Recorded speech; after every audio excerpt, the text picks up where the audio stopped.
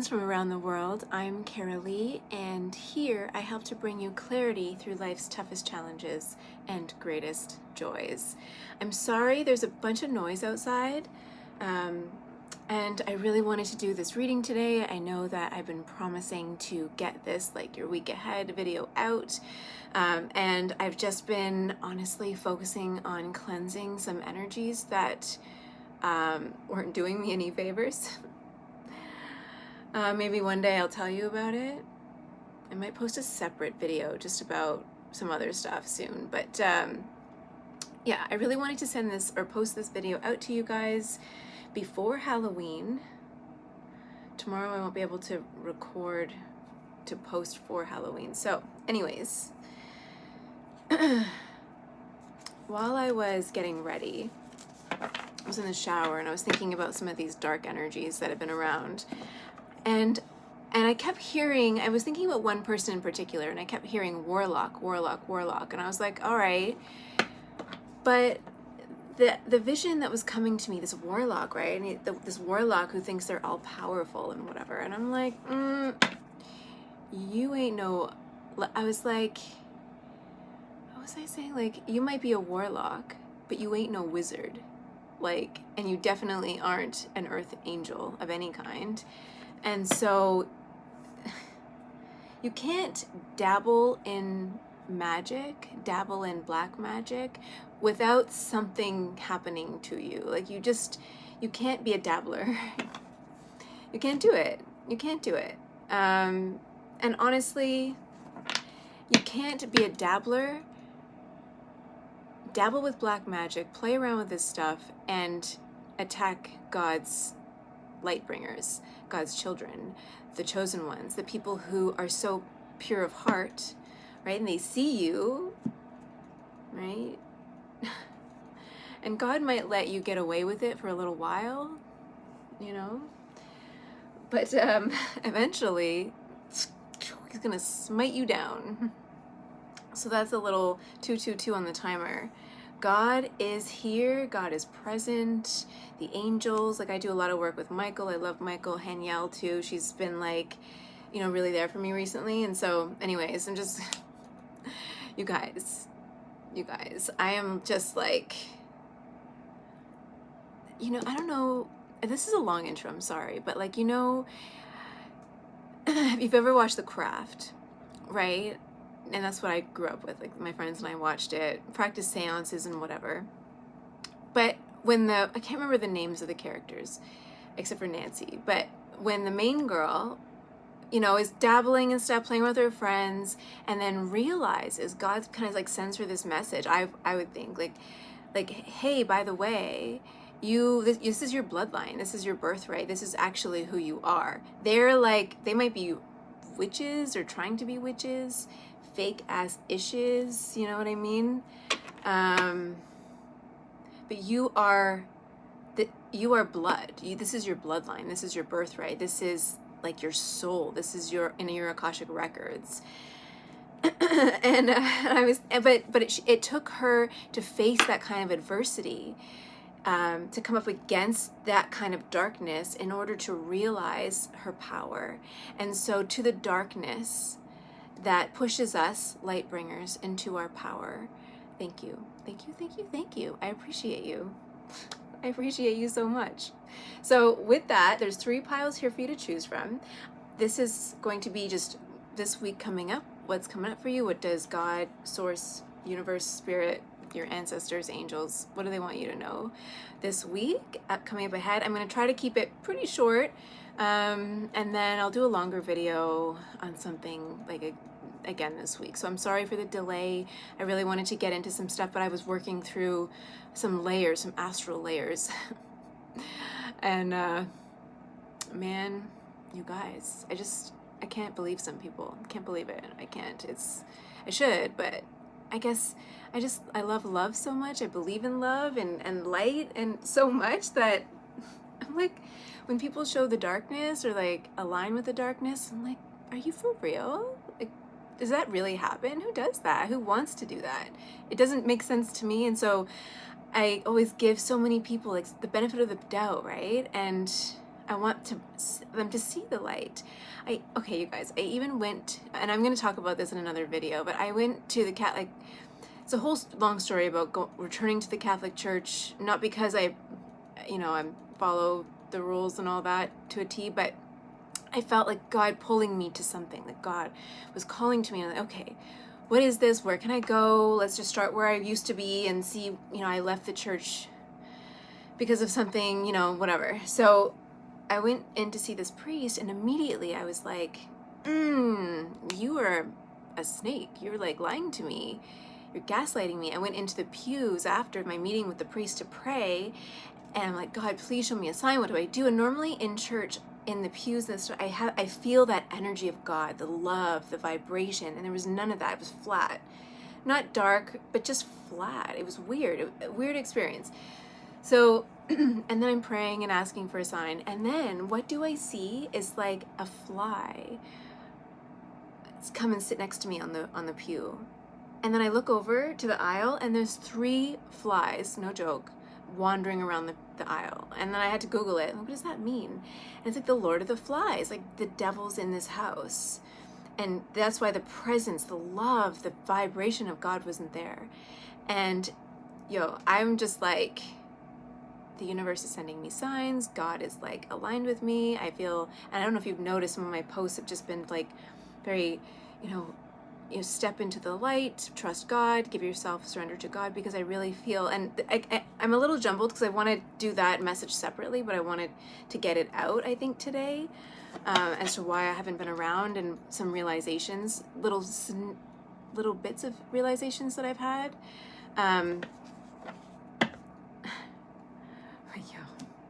The devil's out to play. Devil energy, the darkness is out to play. And the devil doesn't care if he wins or loses. He's just here to play. Just playing the game. Right?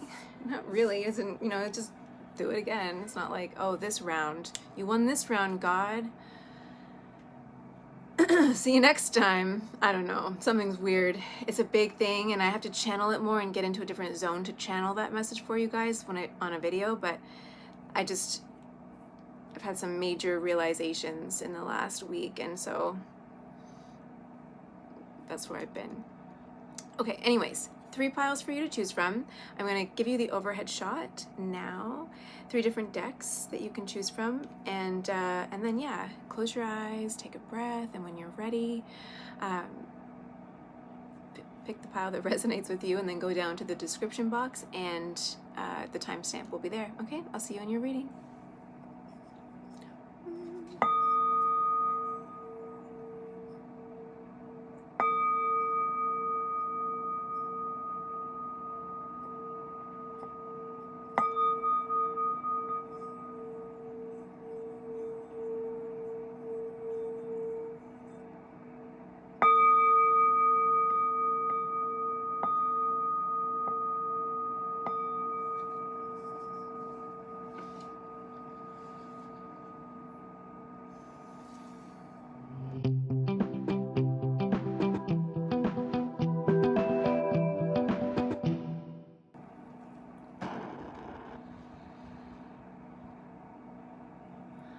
Pile number 1, this is your reading.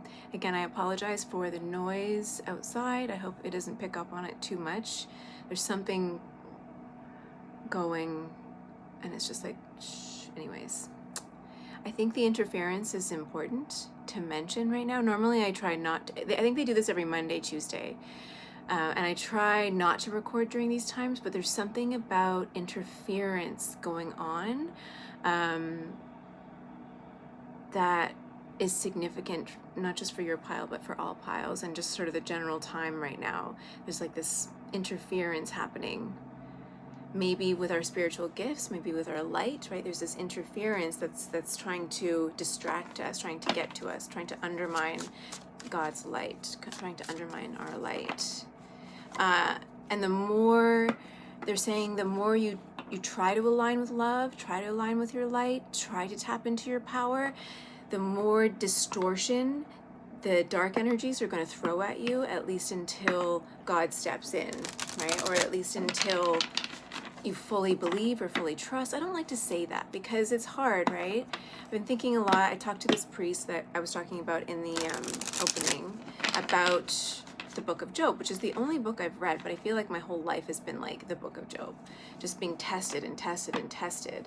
And the stronger you become, if you go through these tests in your life, the stronger you become, right? The more you go through challenges, and the more resolute, I guess, you are about aligning with love and aligning with God, and aligning with your higher self. You know, the more spiritually advanced you become, the faster you ascend, going through these challenges. So there's distortion. There's a lot of distortion on the line, static on the line going on. Okay, so what am I going to do first? I don't want these messages to be super long. 222 on at the time right now. This week, what do you need to know this week? Broken branch, heartache. Aww, you guys. Number 29. So 29, 11, 11, 1, 1, which comes to 2. Again, 222 on the clock. Holy cow. So yeah, there could have been a breakup recently, or you might be going through a breakup, or something's happening right now. Heartache, pain. It could be with the 11 and then the 11 and 2. It could be a twin flame connection or a divine connection that you're sort of like maybe going through a pause, or going through a breakup again, or going through some stuff with that person, your divine counterpart.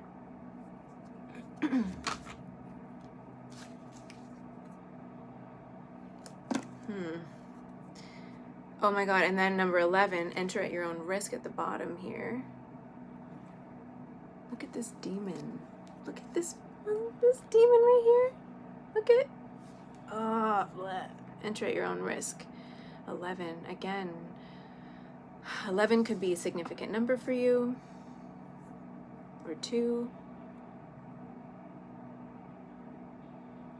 Yeah, okay, so that's at the bottom there. And then we have bewitched. You're under a spell, 35. Ew, that's giving like codependent, toxic enmeshment energy. 23, the spirits, respecting spirit. 23, 5, big changes. 5, 6, 8, abundance. 1 plus 2, or 12, the elements, back to basics. Yo, enter at your own risk. That's a lot of cards. I didn't want to pull that many oracle cards. So let's just see what's going on here. What do you need to know this week? You chose the Hush Tarot. Hush Tarot deck. Hush. Hush. Hush. Yo. Feeling super feisty today. Very like, I don't know, just like so aligned. I'm like, you really trying to F with me? Okay. Like, it used to just get me so down, and the more I go through, the more I'm like, come at me. You know what I mean? Oops. Oh, this is all jumbled. Okay. Come at me. Especially in a spiritual way. I am protected. Oh my goodness. That fell on the floor way over there. Okay, so then we have the devil. Yeah, these dark energies watching, 3 of Wands. Planning, watching, observing what is happening. The Fool going down right here at the bottom of the deck. The Fool, don't be a fool. Don't be a fool, the devil's got you. Oh, sorry you guys, I gotta get this card. It fell like way over there. Ugh. Oh, I think I could get it. Okay, I'm gonna put this on. Unsatisfied. Whew. 4 of Cups. Feeling like just unsatisfied, sad, with a broken branch, heartache. Like a piece of you is missing, almost. It fell off. But the way that this looks here, there's like, in this card, 22 on the timer, because I restarted the timer, but 22 seconds. And then, so we have here, it's almost like with all this, I'm gonna say fairy dust, but it's like, it almost looks like lightning hit the tree and broke the branch. So it's almost as if God separated these two, and they should be union, right? They should be in union. They're hanging on right here. There's a little piece there. They should be in union, but God separated this branch. Like, nope, you are like diseased or something. Like, you are not a stable branch. You're not stable. And so God was like, no, we gotta do something about this and sever the connection or sever something. But it's divinely orchestrated there, I'm getting. Four of Cups is just like maybe not feeling very grateful for the things that you have, feeling sort of like there's this self-pity, this little throwing yourself a little pity party, poor me, or somebody, maybe not you, right, but this is somebody here in this connection just throwing this like little pity party, like, oh my God, poor me, nothing's working out for me, my heart's broken. Those ones we'll get to after. Not appreciating the things, like all the blessings that you or this person, whatever this is talking about, have or had. Really wanting, with the Fool at the bottom, really wanting a new beginning. Something about a new beginning here. But then with the Devil, like the Devil's at play. The Devil's watching the darkness. It's like the darkness here, the darkness, the Devil. This can be 222 on the timer. Oh my God, like the darkness, compulsions, addictions are like hovering just below the surface. Old coping mechanisms, self-sabotage, all these things, right? This darkness is like, I'm hearing like lying in wait, waiting for the right opportunity to emerge. Three of Wands. Three of Wands is often about like having a vision. So it's like the Devil or somebody who is the Devil here, or is like working on the Devil's behalf, or in the darkness and the shadows, like watching this and having this like, oh, everything's going to plan, excellent, like Smithers, right? Excellent, that's what I'm seeing. Everything's going exactly according to plan. Wow. The Bewitched card, you're under a spell, like everything's going exactly according to plan. You're under a spell here. Did I show you these? I did. You're under a spell. Somebody's got their grips on you. 333 on the timer. Look at the Devil, Angel. Someone has their grips around your neck. And then the spirits, respecting spirit. Somebody is either coming to respect spirit in a different way, or they weren't respecting spirit. The elements, back to basics. Like, you need to return. God's calling you home. God is like, okay, all right, like, this has gotten crazy out of hand. Like, you need to watch what exactly you're playing with. You're playing with fire, kind of thing here. Seven of Wands, conflict, fighting, defending, needing to defend yourself against maybe an Emperor at the bottom of the deck, and a Queen of Pentacles. This could be Virgo, Capricorn, Taurus energy. Ace of Pentacles, I don't know. Seven of Cups, like moving away from illusions with the Six of Swords here. Seven of Cups. Money, a gift.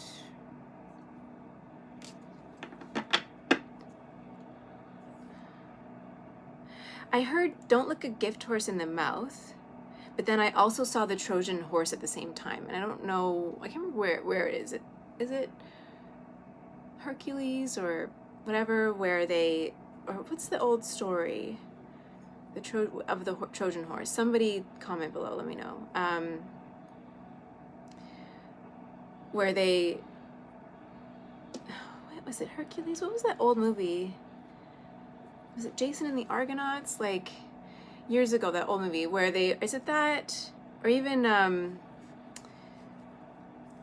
what are they called? The people who did like The Life of Brian and Monty Python, and they're is it the meaning? Not The Meaning of Life. What's the one where they have the Trojan horse? Anyway, so the Trojan horse is this group of people bring like a gift, an offering, but it's actually a trap. So they bring this like gift horse, right? Or they bring this horse or like a gift or whatever, and then but inside there's like warriors and like knights and whatever, an army inside this like big gift. And so the palace or the other people, competitors, bring the gift in, right? You bring it in, welcome it in. Don't look at gift horse in the mouth. Or like people are saying to you, this was a gift. We did this for you. What do you mean? Like everything's above board, right? But then what the gift actually was poison, and it's like it was designed to trap you with the bewitched. You're under a spell. It was actually designed to trap you here. Yo, wow. An Emperor, Queen of Pentacles type energy. Like giving you this gift that you thought like, oh my God, this is amazing. Thank you so much. And it gets just this is my window of opportunity. I'm hearing like, yes, like I made it. Everything's great. Everything's going my way. Just like super excited about it. With the King of Cups. So this could be you or somebody else in this situation. Pisces, Cancer, Scorpio. King of Swords at the bottom of the deck. King of Swords, Ten of Wands at the bottom. But looks are deceiving is what I'm hearing. Yeah. Spirits, respecting spirit. Man. Eye of Horus is protection. But I have this feeling that you are protected in some way, or like with all that talk about aligning with God, like I just feel like the Eye of Horus and the spirits, respecting spirit, King of Cups. Man, I just wanted to do a quick reading, you guys. Let's see. Justice. Yeah, the King of Swords at the bottom of the deck.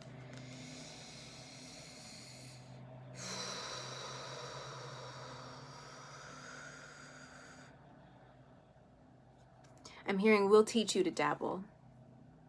Justice. We'll teach you. When I'm looking at the spirits, respecting spirit, justice. Spirit, God will have their justice.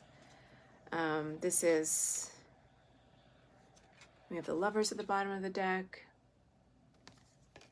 And then the Two of Swords underneath of that. Like, Justice. I don't know, you guys. What's this Justice? There's like this. Oh, that's a lot of cards.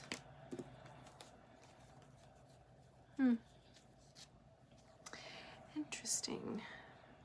So we have Justice, the spirits, respecting spirit.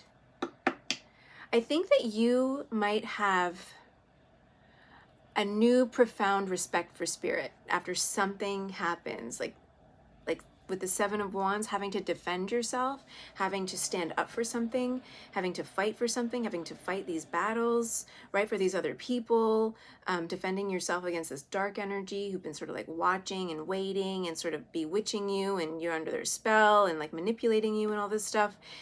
And you lost something with the broken branch and the heartache. Like you lost something that was really important to you, and you're like, what the happened here? Like maybe you were really defensive in this conversation, or and it didn't go like how you had planned.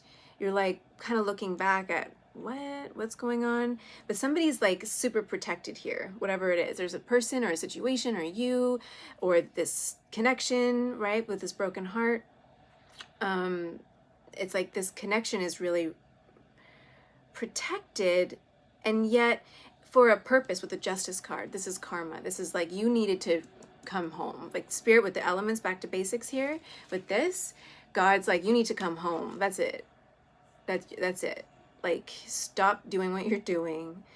We need to shake you up a little bit. Need to knock some sense into you. And you need to respect God. You need to respect spirit.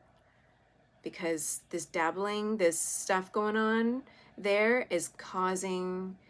That's why you feel, with the Four of Cups, that's why you feel just like when you align with your higher self and with love and with God, you feel passion and purpose and fulfilled. Even if you have nothing, you feel it. Even if it's just a little bit, you have this knowing that like, okay, I'm right with myself, I'm right with God. If you're right with yourself, you're right with God. So even if you don't believe in like God, the universe, your higher power, higher self, whatever, if you're right with yourself, you're right with God. You know, even narcissists who think that they're right with themselves are not right with themselves. And it manifests in so many different ways.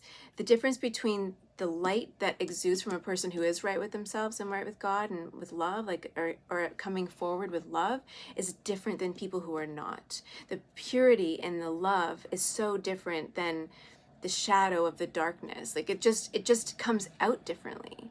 And that's why children are so miraculous, because they're just constantly aligned, like they're just aligned with God. They're aligned with love. They're aligned with purity and innocence until that's stripped away from them. Yeah, okay. So then what was I asking about? The justice. I was like, what's this justice? That's what I asked about. Ace of Cups. So love, healing, connections, a new love or healing, I think. Queen of Swords. It could be an air sign. I always get like tripped. Like my brain, can you please work for me? Okay. Aquarius, Libra, and Gemini. Ugh, Gemini. I always forget about Gemini. Which is weird. Some of the signs, you know, you're just... I don't know very many Geminis, although...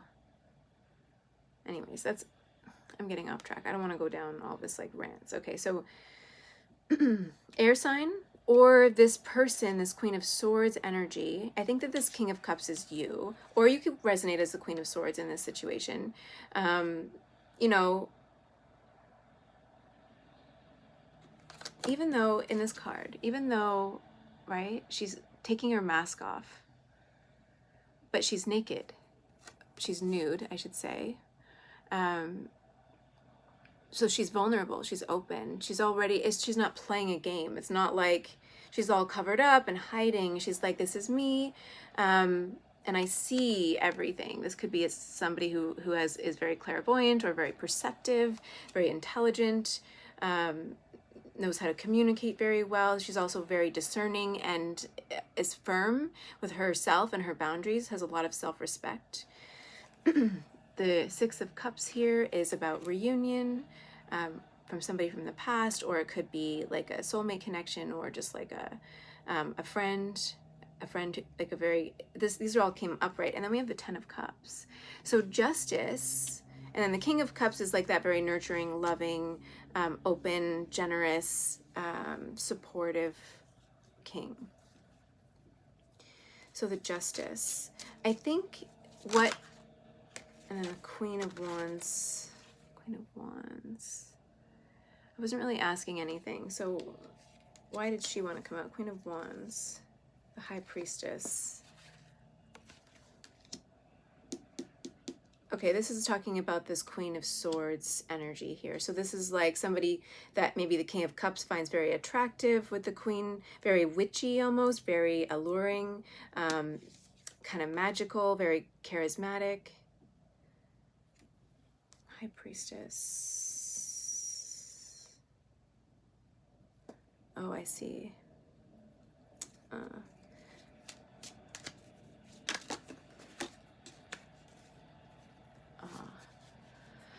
Oh my God, you guys, this is crazy. So Queen, this is somebody different. This is not the Queen of Swords. This is somebody else. And I don't know if you can see here, 15:15 on the timer.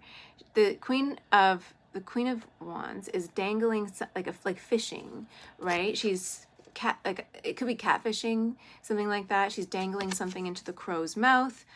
This star, it's almost as if she's tempting the crow, tempting it, and then pulling it back, pulling it in, pulling it back, right? Fishing, she's fishing for something, maybe catfishing.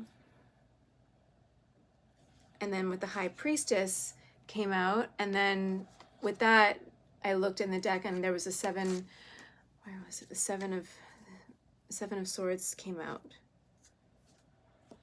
When I like cut the deck and it was there, I didn't pull it out though, when I was asking about the High Priestess. And so this is somebody in hiding, somebody who maybe does black magic, somebody who is using magic or something, somebody who's very intuitive.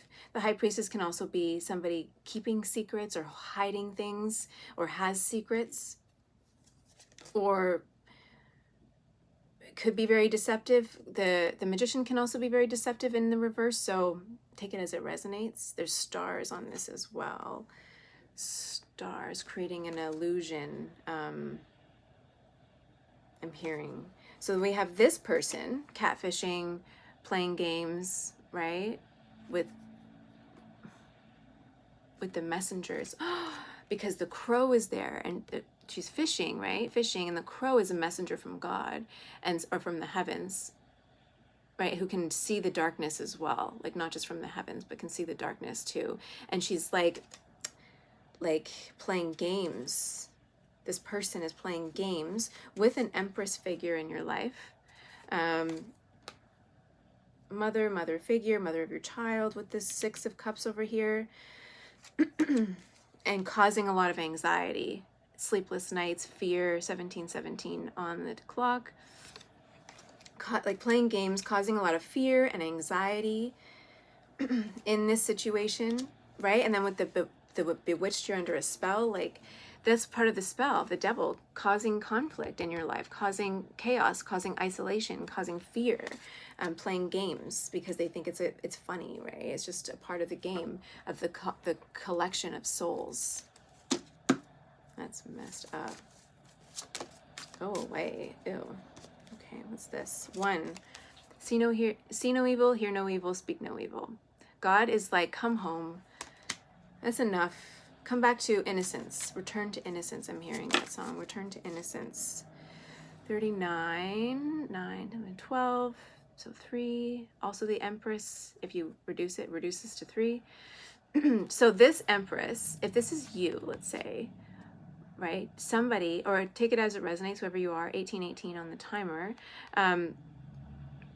This Empress is like, you need to come home. Or this is your angels or ancestors, whatever. We need to take care of you. Something's not right. You're not right. This prince here. Like you're this beautiful prince, and yet you're drowning. And it's so unnecessary, they're saying. Like, it's just so unnecessary.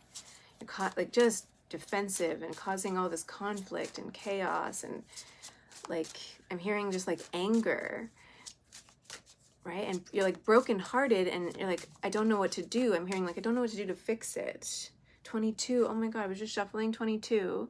Looking down. Plus 2 is 4. Again, 22. The divine counterparts, like... Follow the breadcrumbs, I'm hearing. She's like luring the sweetness and love, this little deer, this poor little defenseless deer, back like into her. And she's just like, okay, like I want you to trust me again. So I'm going to kind of try to draw you to me because of this timid little deer here. Oh, and then did you hear the alarm outside? There's a fire alarm or something. Man.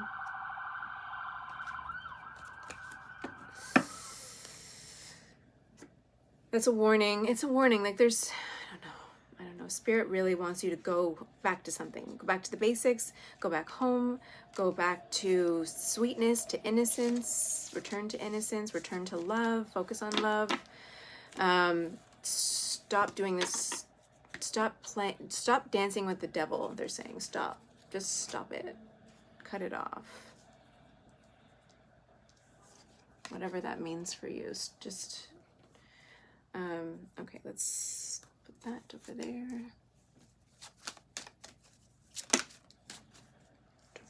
dragons. Oh man, okay. Choice, number 9. Number 9 is about endings, new beginnings, things shifting and changing, but not so much about 5s are like big changes, but this is about making a choice to change with the 9, making a choice for things to be different. It's all about your intention here. You control your mind, you control your inner dragon, right? This person's standing here. This is all in your mind, right? These dragons, the evil that's going on. Understanding consequences too. There is always cause and effect. Any action, thought, things that you think, things that you do has a ripple effect, like the butterfly effect that ripple out. The way you talk to somebody, the way you approach a situation, everything has a cause and effect. Everything, everything, everything.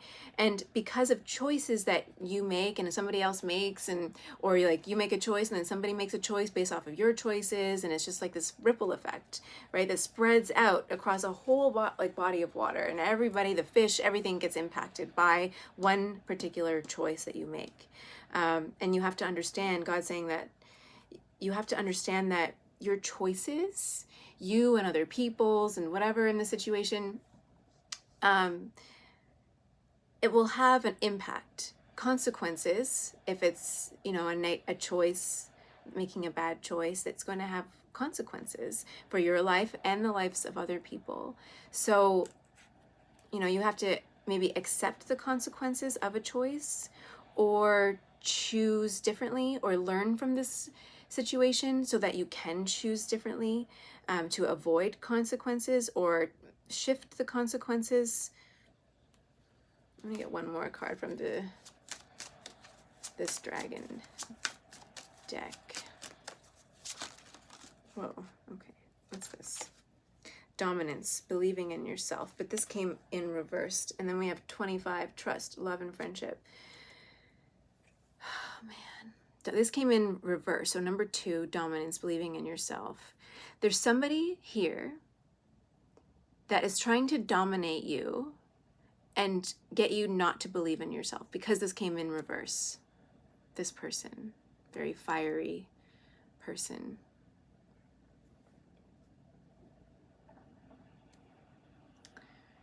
Believing in yourself. They want to dominate you so that you don't believe in yourself.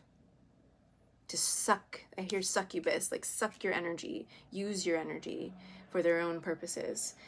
And then at the bottom of the deck, though, we have trust, love, and friendship, right? And then so there's this person who actually, I think, really does care and love you, and they're like just sort of here waiting, like, hey, I'm here when you're ready, but you're caught up in these like choices that are causing all these negative consequences, and then somebody's trying to dominate you and make you doubt yourself and your life and who you are, as a spiritual being, right, or as a person, right? Distorting with the bewitched, you're under a spell. This person who's trying to dominate you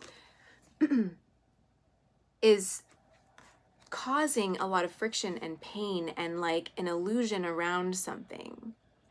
And so God was like, okay, I see this happening, right? And so they cut you off from a relationship or something. They're like, nope.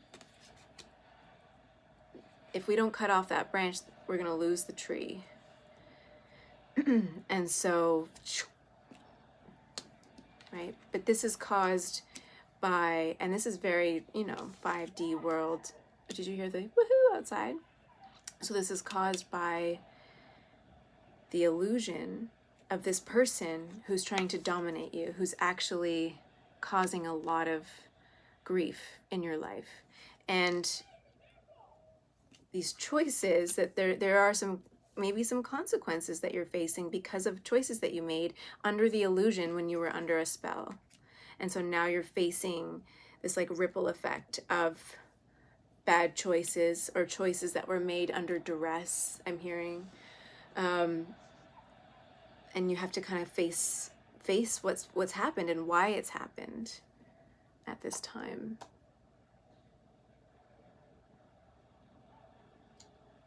Did I pull from these? Oh, I did. Oh man.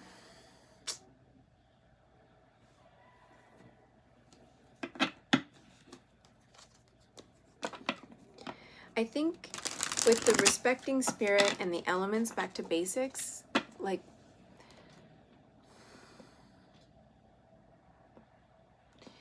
if you come back into balance, the moment you come back into balance and say, God, take the wheel, Jesus, take the wheel, what do I do? And you pray for that answer. It's like in the beginning, I was talking about going to the church and praying, and then finding, and then the flies coming. Like in the church, the way that this church has like multiple different entrances to where you, I don't even know what it's called. I'm not a very good like Christian, not really all that Christian, but there are advantages to being a member of the Catholic Church. Societal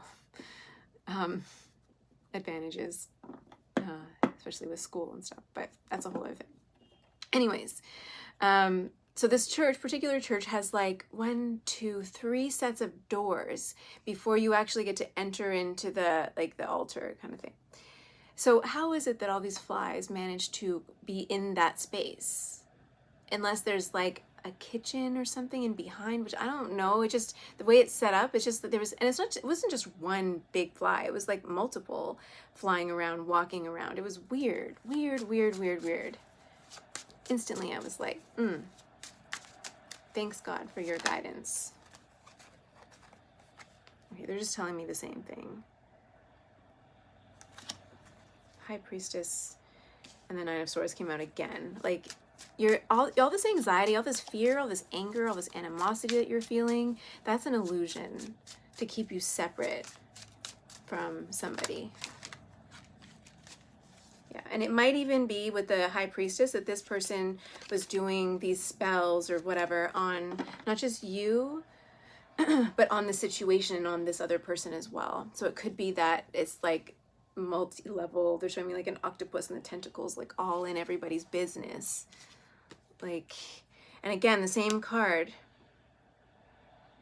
stopping you from taking action. 7 of Wands with the Knight of Wands, right?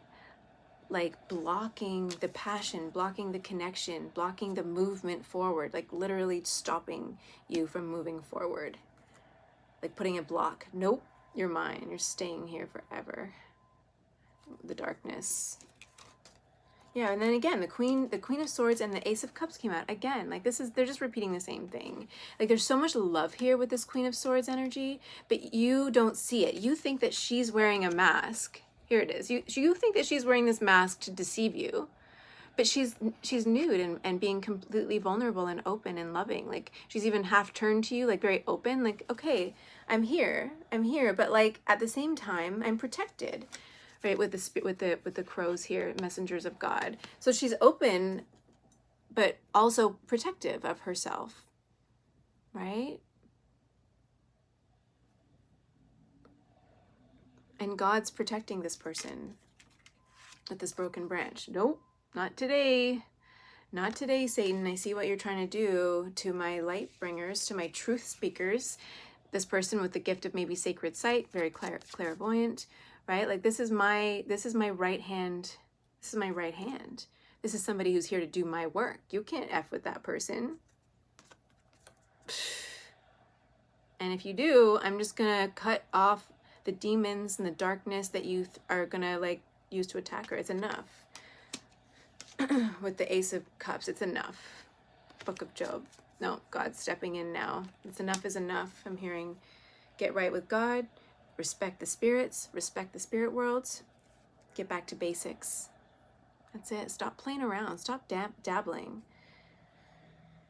And if you are the person watching this who is this dark witch with the High Priestess, energy, who's like causing all this anxiety and casting these spells, bewitching people, trapping people, right?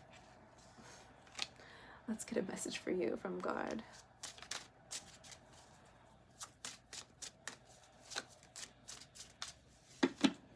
God, what is your message to this? Don't be a fool. Fool card. You know what? God has a lot of mercy for all of us, right? It's easy to get trapped in the darkness, right? To feed into the, like, to want to play in the devil's playground. It's fun. It's a good time, right? It looks like a good time.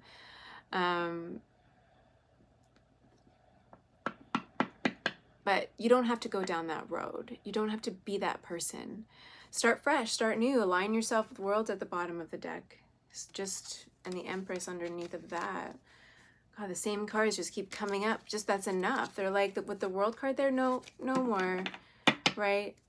Go pick on somebody else with the Fool card too. Like, and you don't have to be this. I think God has so much mercy and love for everybody, even the demons, right? Even fallen angels, everybody. It's just like, all right, when you're ready to come and align with me and love yourself and spread love and joy into the world, right? And not practice all this dark stuff and not mess with people's lives and their relationships and whatever. Like, there's a fresh start for you. You can be reborn. You don't need to go down this road. It's so unnecessary. You're causing yourself a lot of bad karma with the Fool there. Like, you're a fool. Don't be foolish. Like, you can undo that, right? You can undo all of this karma that you're getting. The Page and the Devil, same cards, and the Devil at the bottom of the deck. Page and the Magician under that. Page of Swords. Just Page of Swords. 10 of Cups. 10 of Cups. Page of Swords. What's the Page of Swords? Some sort of victory here.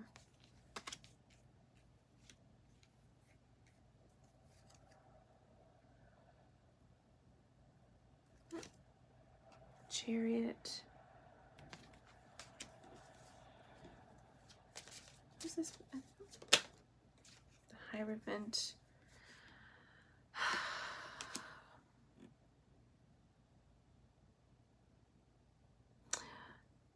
So this is a message to this person, right, who's practicing all this magic. You use your power for good is the message. 10 of Cups, 6 of Wands, the Chariot, the Hierophant. Like, what are you doing? Like, use your magic, your gifts for good. You could be so much more. You might feel like you're powerful right now, but you could be more influential. You could be more powerful. Like, you could be more successful, but you're going down the wrong path, I think. Unless this is a message for someone else. I was asking for the message. No, the anxiety. Observing something. I think that if you're here watching this and in this whole story you resonate to somebody who's like casting these spells, trying to grip onto something that's not yours, right? Holding somebody to you. There's so much anxiety. It's like you are gripped with anxiety because of the situation. Like, there's so much fear here. Even though you're like, you have something, you have a gift worth sharing, worth spreading. I don't know, this doesn't feel like a message for that person. I don't know, who's this message for?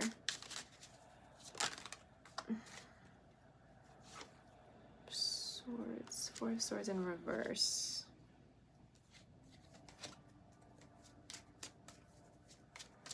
Somebody is super restless, can't sleep, can't eat, I'm hearing.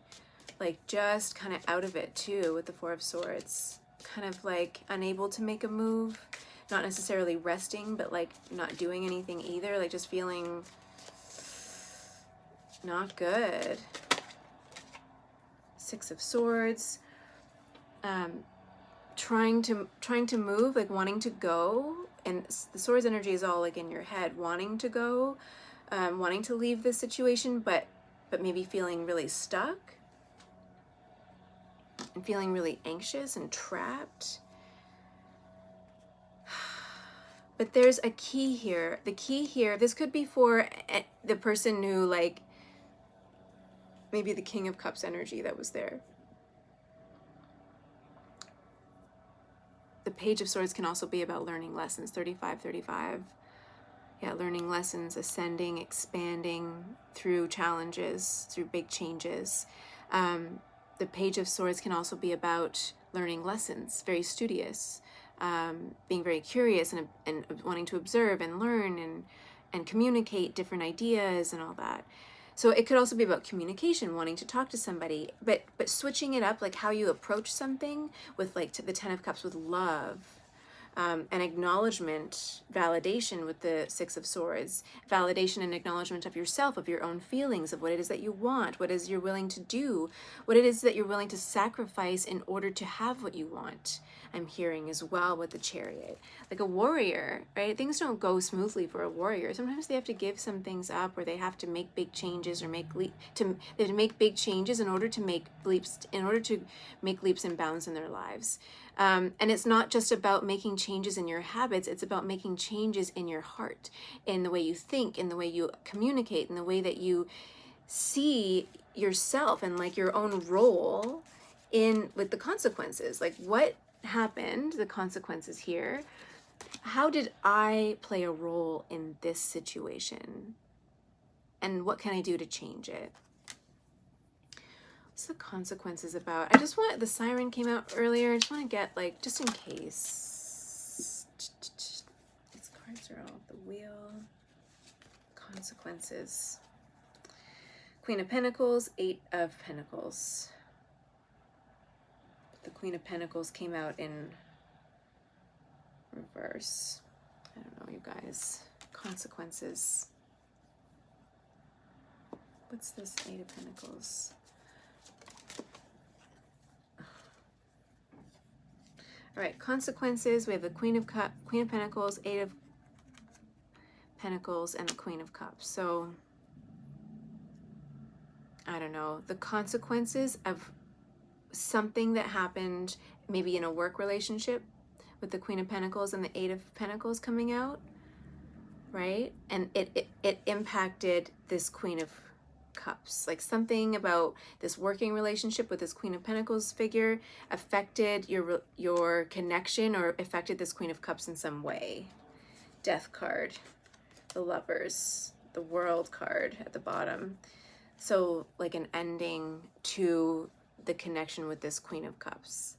Like those are the consequences. That was the Death card. I just was shuffling and the Death card came out. So this is also about transformation. The Death card can be about transformation in this situation, or like an ending that causes a transformation, something happening, something really big that shifts your entire perspective and the trajectory of your entire life.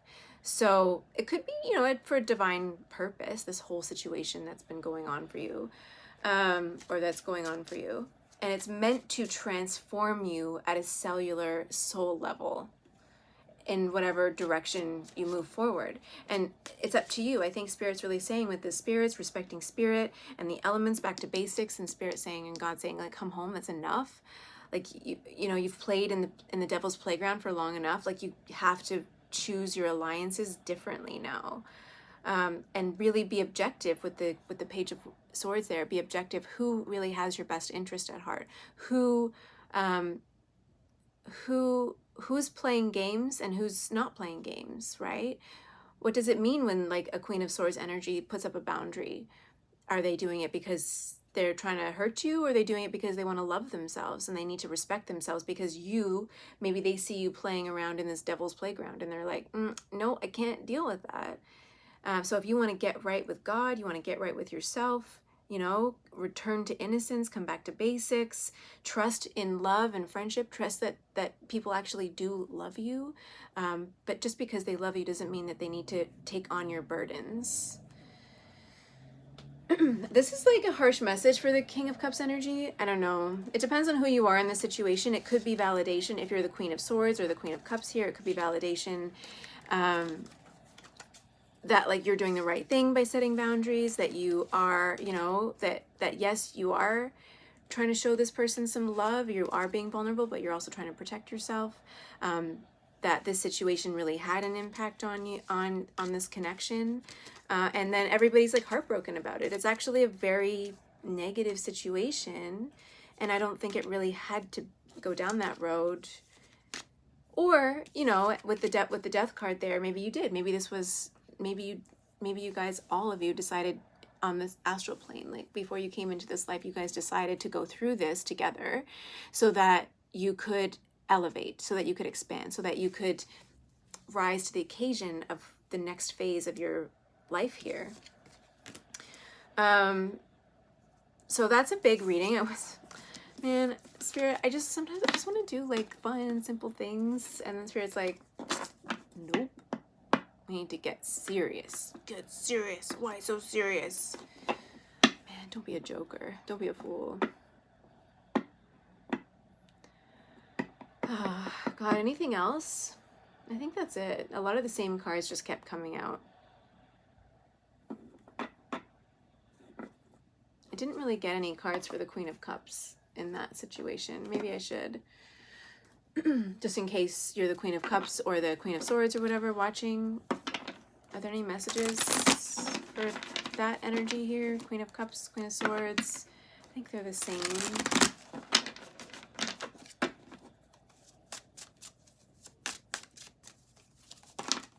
Oh. 8 of Wands. I mean, all the same cards, you guys. It's the same, okay, except for the 8 of Wands. So there could be a conversation that's happening, or communication that's coming in, or something moving quickly. The World, or somebody physically moving. We have the Ace of Cups, Queen of Swords again, Empress again, the 4 of Cups again, the World again, like... Ace of Cups, love yourself. With the Queen of Swords, love yourself, respect your boundaries. You're doing a great job. Like, don't worry about it. The Empress, if this is the same, like if you're both the Queen of Swords and the Empress, you're like maybe a mother and you have to protect, and with the Ace of Cups here, you could be a mother and you could be just really protecting your children or your child or whatever. But definitely protecting your energy, your space, really focus on nurturing yourself is really important for you at this time, focusing on nurturing yourself. 4 of Cups.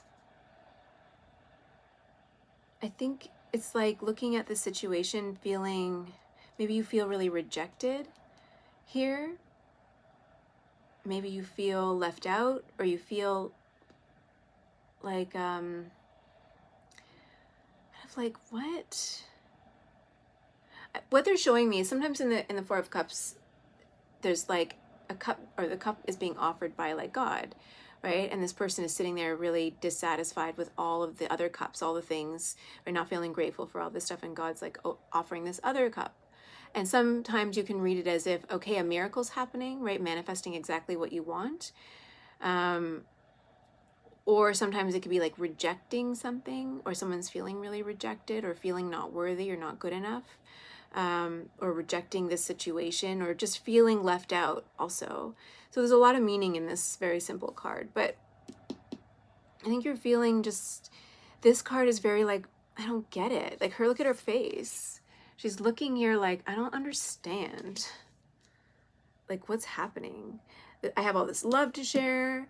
Like, I just want to be peaceful, respect my boundaries, and loving, and like nurturing, and like I'm the Empress. Like this is who I am.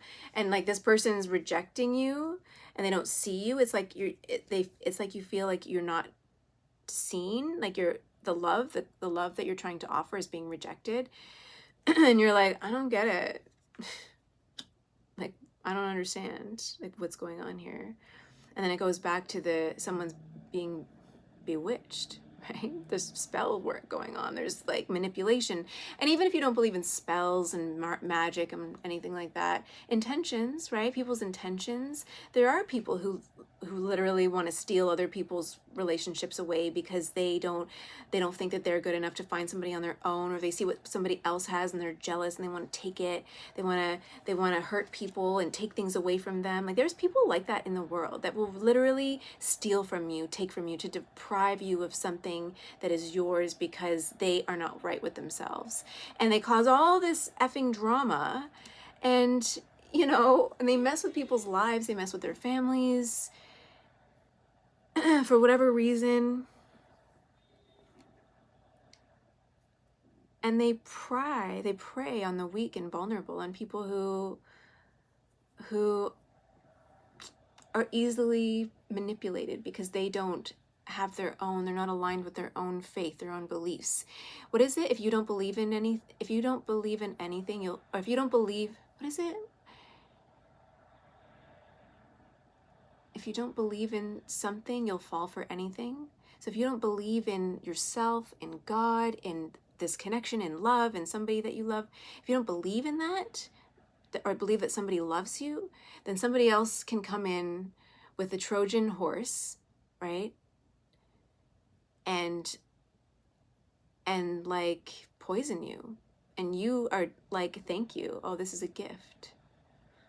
A gift horse. Like, and then they're saying to you, don't look a gift horse in the mouth. Look what I did for you. Look at all the stuff I did for you.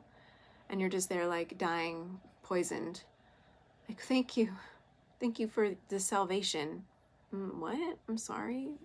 The World card here. So I don't know, something's ending, a cycle's ending. You might get some communication about something ending, the world, a cycle, a whole new life. It's like this phase.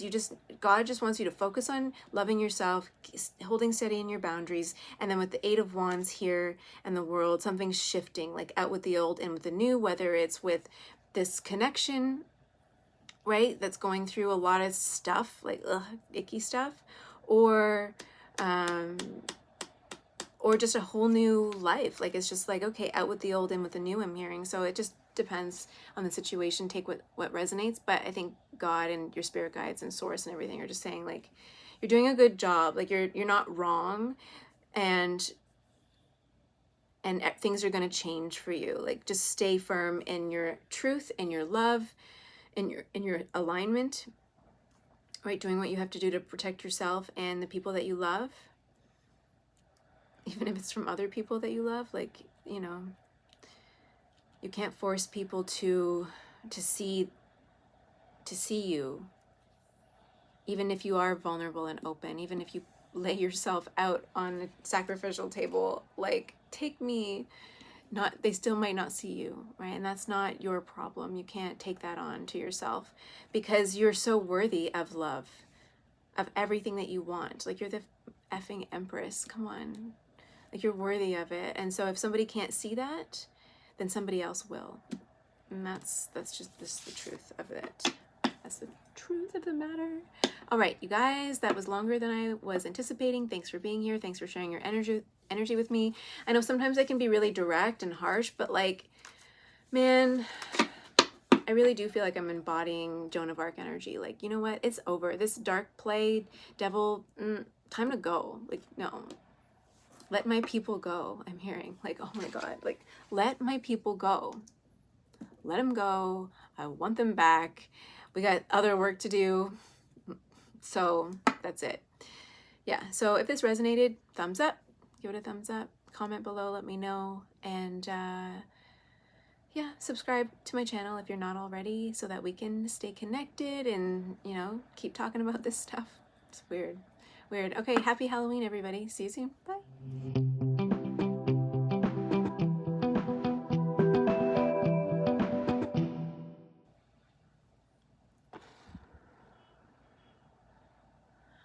Pile number 2, welcome to your reading. Happy Halloween. Oh man. So I just wanted to do a this is your week, this is what you need to know reading, and pile number 1 was intense. Like, very Halloween-y.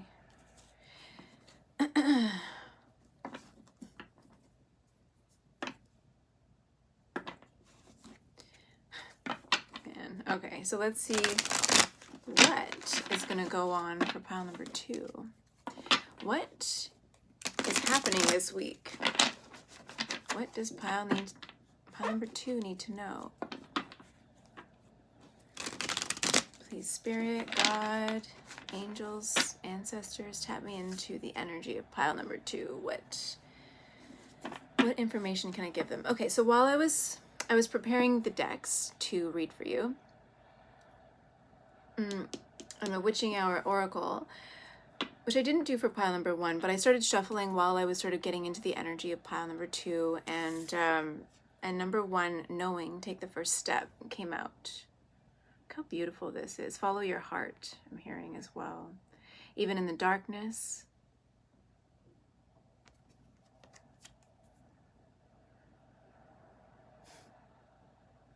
Follow your intuition. Okay, so I don't know if you watched the intro, but I mentioned I went to this priest to talk to him about something that was happening. And the priest told me that there's no such thing as intuition, that quantum physics is all a farce. And I'm like, okay, in theory, I knew that, the Catholic Church has their own very limiting belief systems. But I guess I went in there expecting them to be a little more open to the modern world, and science and research and all that, but that is not the case. And the priest tried to tell me that like the tarot and stuff is a sin. Meanwhile, this priest, and I don't want to body shame anybody, but this priest is not super tall, a very indulgent man, or so it looked like. And I wanted to say, and I know this was harsh, and I bit my tongue because it, not wrong time, wrong person. But I think it fired me up because I was, because of my experiences in the church and how I feel about, not about God, but about the administration and like what they've turned God into, for profit.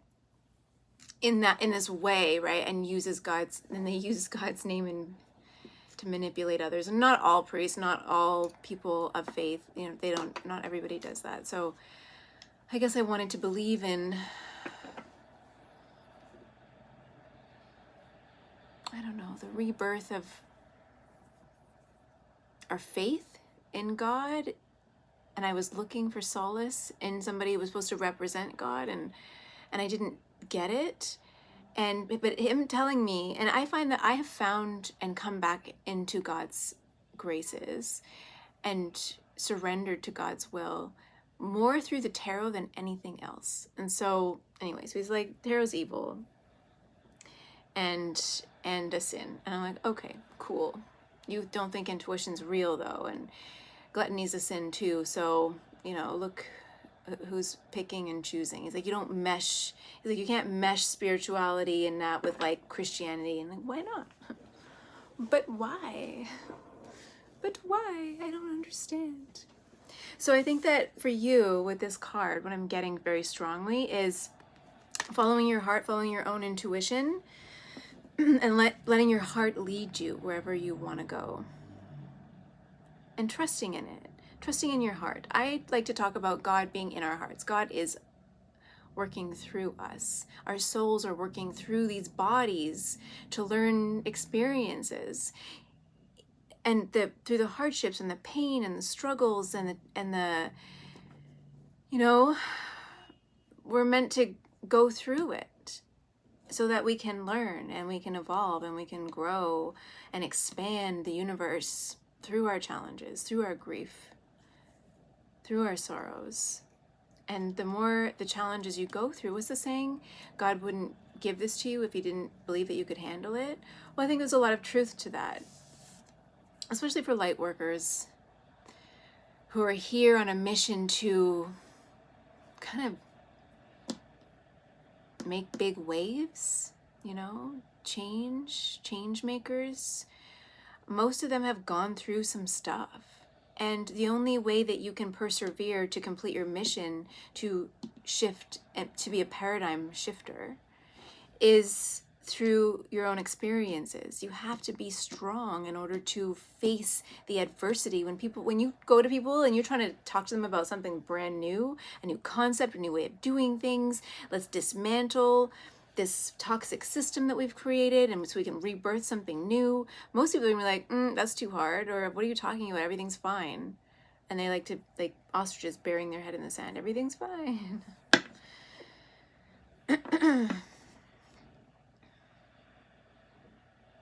But you know. Anyway, that's a message for some people. Maybe you are a paradigm shifter and this is your confirmation, and that God wants you and your angel spirit guides want you to follow your heart and just keep going. And you're not gonna see the whole path in front of you. Okay, so I saw this tarot reader or psychic years ago. I think it must have been 3 or 4 years ago.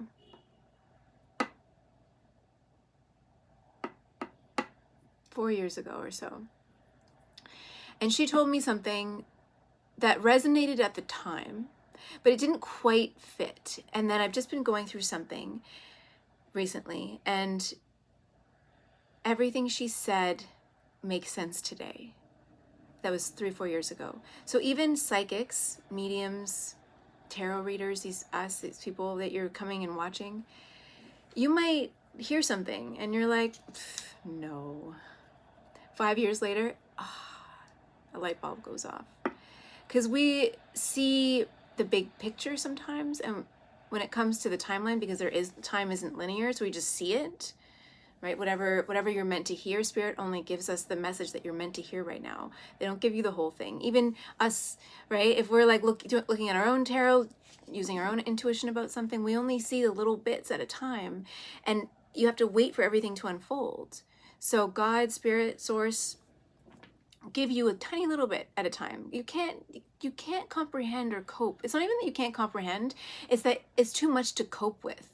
If you saw everything all at once, like that would be overload, mental overload and emotional overload, and like how can I move forward? So the best thing to do is to trust, believing in yourself, knowing that your heart is pure, knowing that knowing and trusting in yourself, in your divine guidance, in your heart, right? Listening to your heart, which is God, which is the universe, which is Source, right? And then take that step, take the baby step that Source is telling you to take. And when you look back after a week, 2 weeks, if you're working through something and you look back and you're like, that's why I felt inspired to take this action, and then that action, and then that action. And at the time, it didn't make any sense. But a week later, 2 weeks later, you're like, that worked out, that worked out, that worked out, that worked out, that worked out. Because I followed my intuition in that moment. And I just did what I felt like was right in that moment. And that's all we can really do. Even if you're a psychic, even if you're a medium, even if you're spiritually connected, even if you're an earth angel, like we're only given little tiny bits at a time. We can't see the whole thing at once. And you might see the big picture, the cosmos and the cause and effect and all these great things. Maybe you're great at that, but you can't see the little details, right? And how things slowly add up, or vice versa. It's a message. So pile number 2, God, Source, Spirit. What is it? What is it? I got a bunch of cards here. What do you need to know? Queen of Swords, 7 of Swords, and Hierophant. That's a lot of cards. I don't know. Should I shuffle again? No. And the Sun at the bottom of the deck. Sunshine, lollipops, and do-do everywhere. Da, da, da, da, da, da, da, da. Okay, the Hierophant, number 5, Taurus. 5. 10 of Pentacles. Money, money, money, money, money.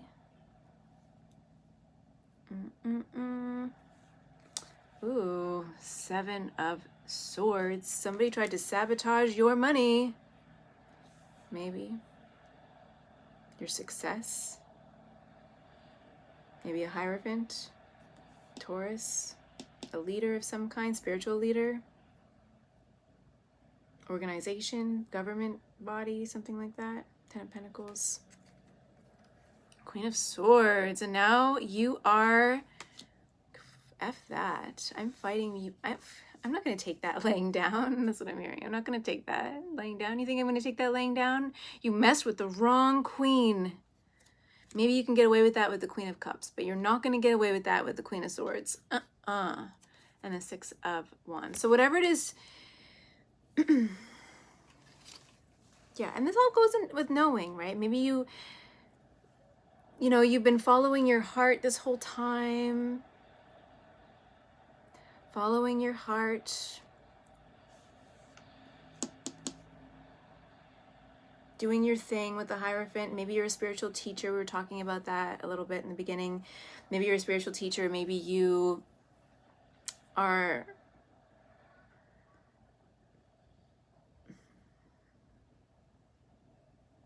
I should get some more cards before I continue talking. Yeah. Oh no, okay, so what this looks like is like, maybe you've been on this journey for a little while, the Hierophant, trying to become a spiritual teacher, a lecturer, maybe a public speaker with the 6 of Wands at the end there.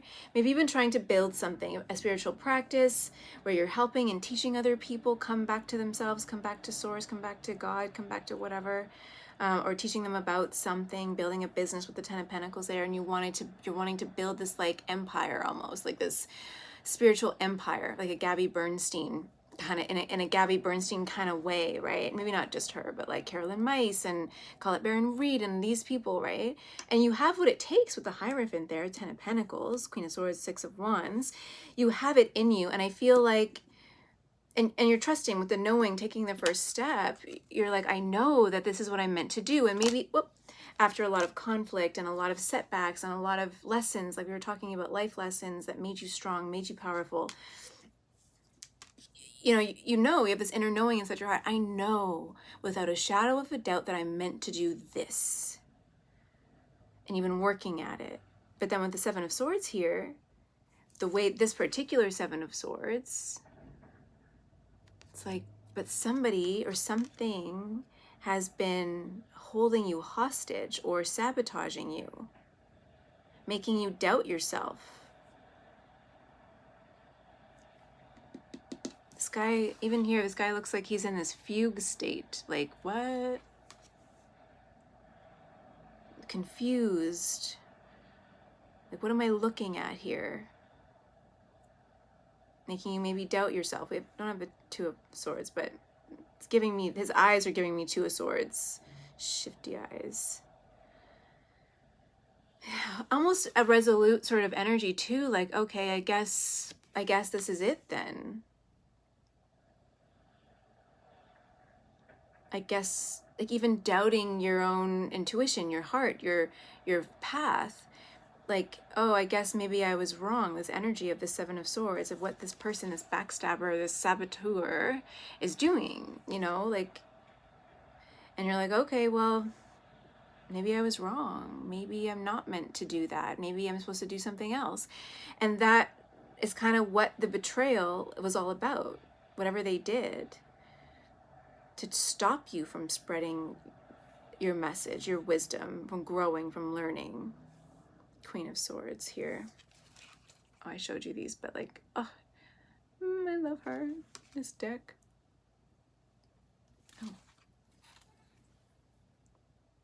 Oh, the Lord of the Flies. If you are as powerful as I think that you are with the Hierophant and this one following your heart and the Queen of Swords here, you have the gift of someone. I watched a tarot reader. I've been watching this tarot reader that I recently started following, and she calls it the gift of sacred sight. Never heard it like that, not quite like that. And if you do have the gift of sacred sight, and you can see the big picture, and you can see a lot of moving parts at once, and you can see clearly people's motivations and their intentions and what drives them and their hearts and their souls and their minds and everything like that. And you can see the devil or the dark energy or their wounded intentions or their woundedness driving them forward or whatever it is. right? You can see it really clearly, and you can speak to it, and you can guide people, and you can help them, and you can help them step into the light. You know, like dark energies don't want you to do that. So they're going to sabotage you through other people, through, you know, organizations, groups.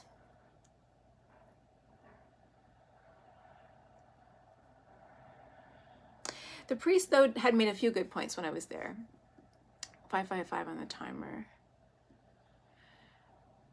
Was that the devil energy, the darkness, can only affect you if you invite it in.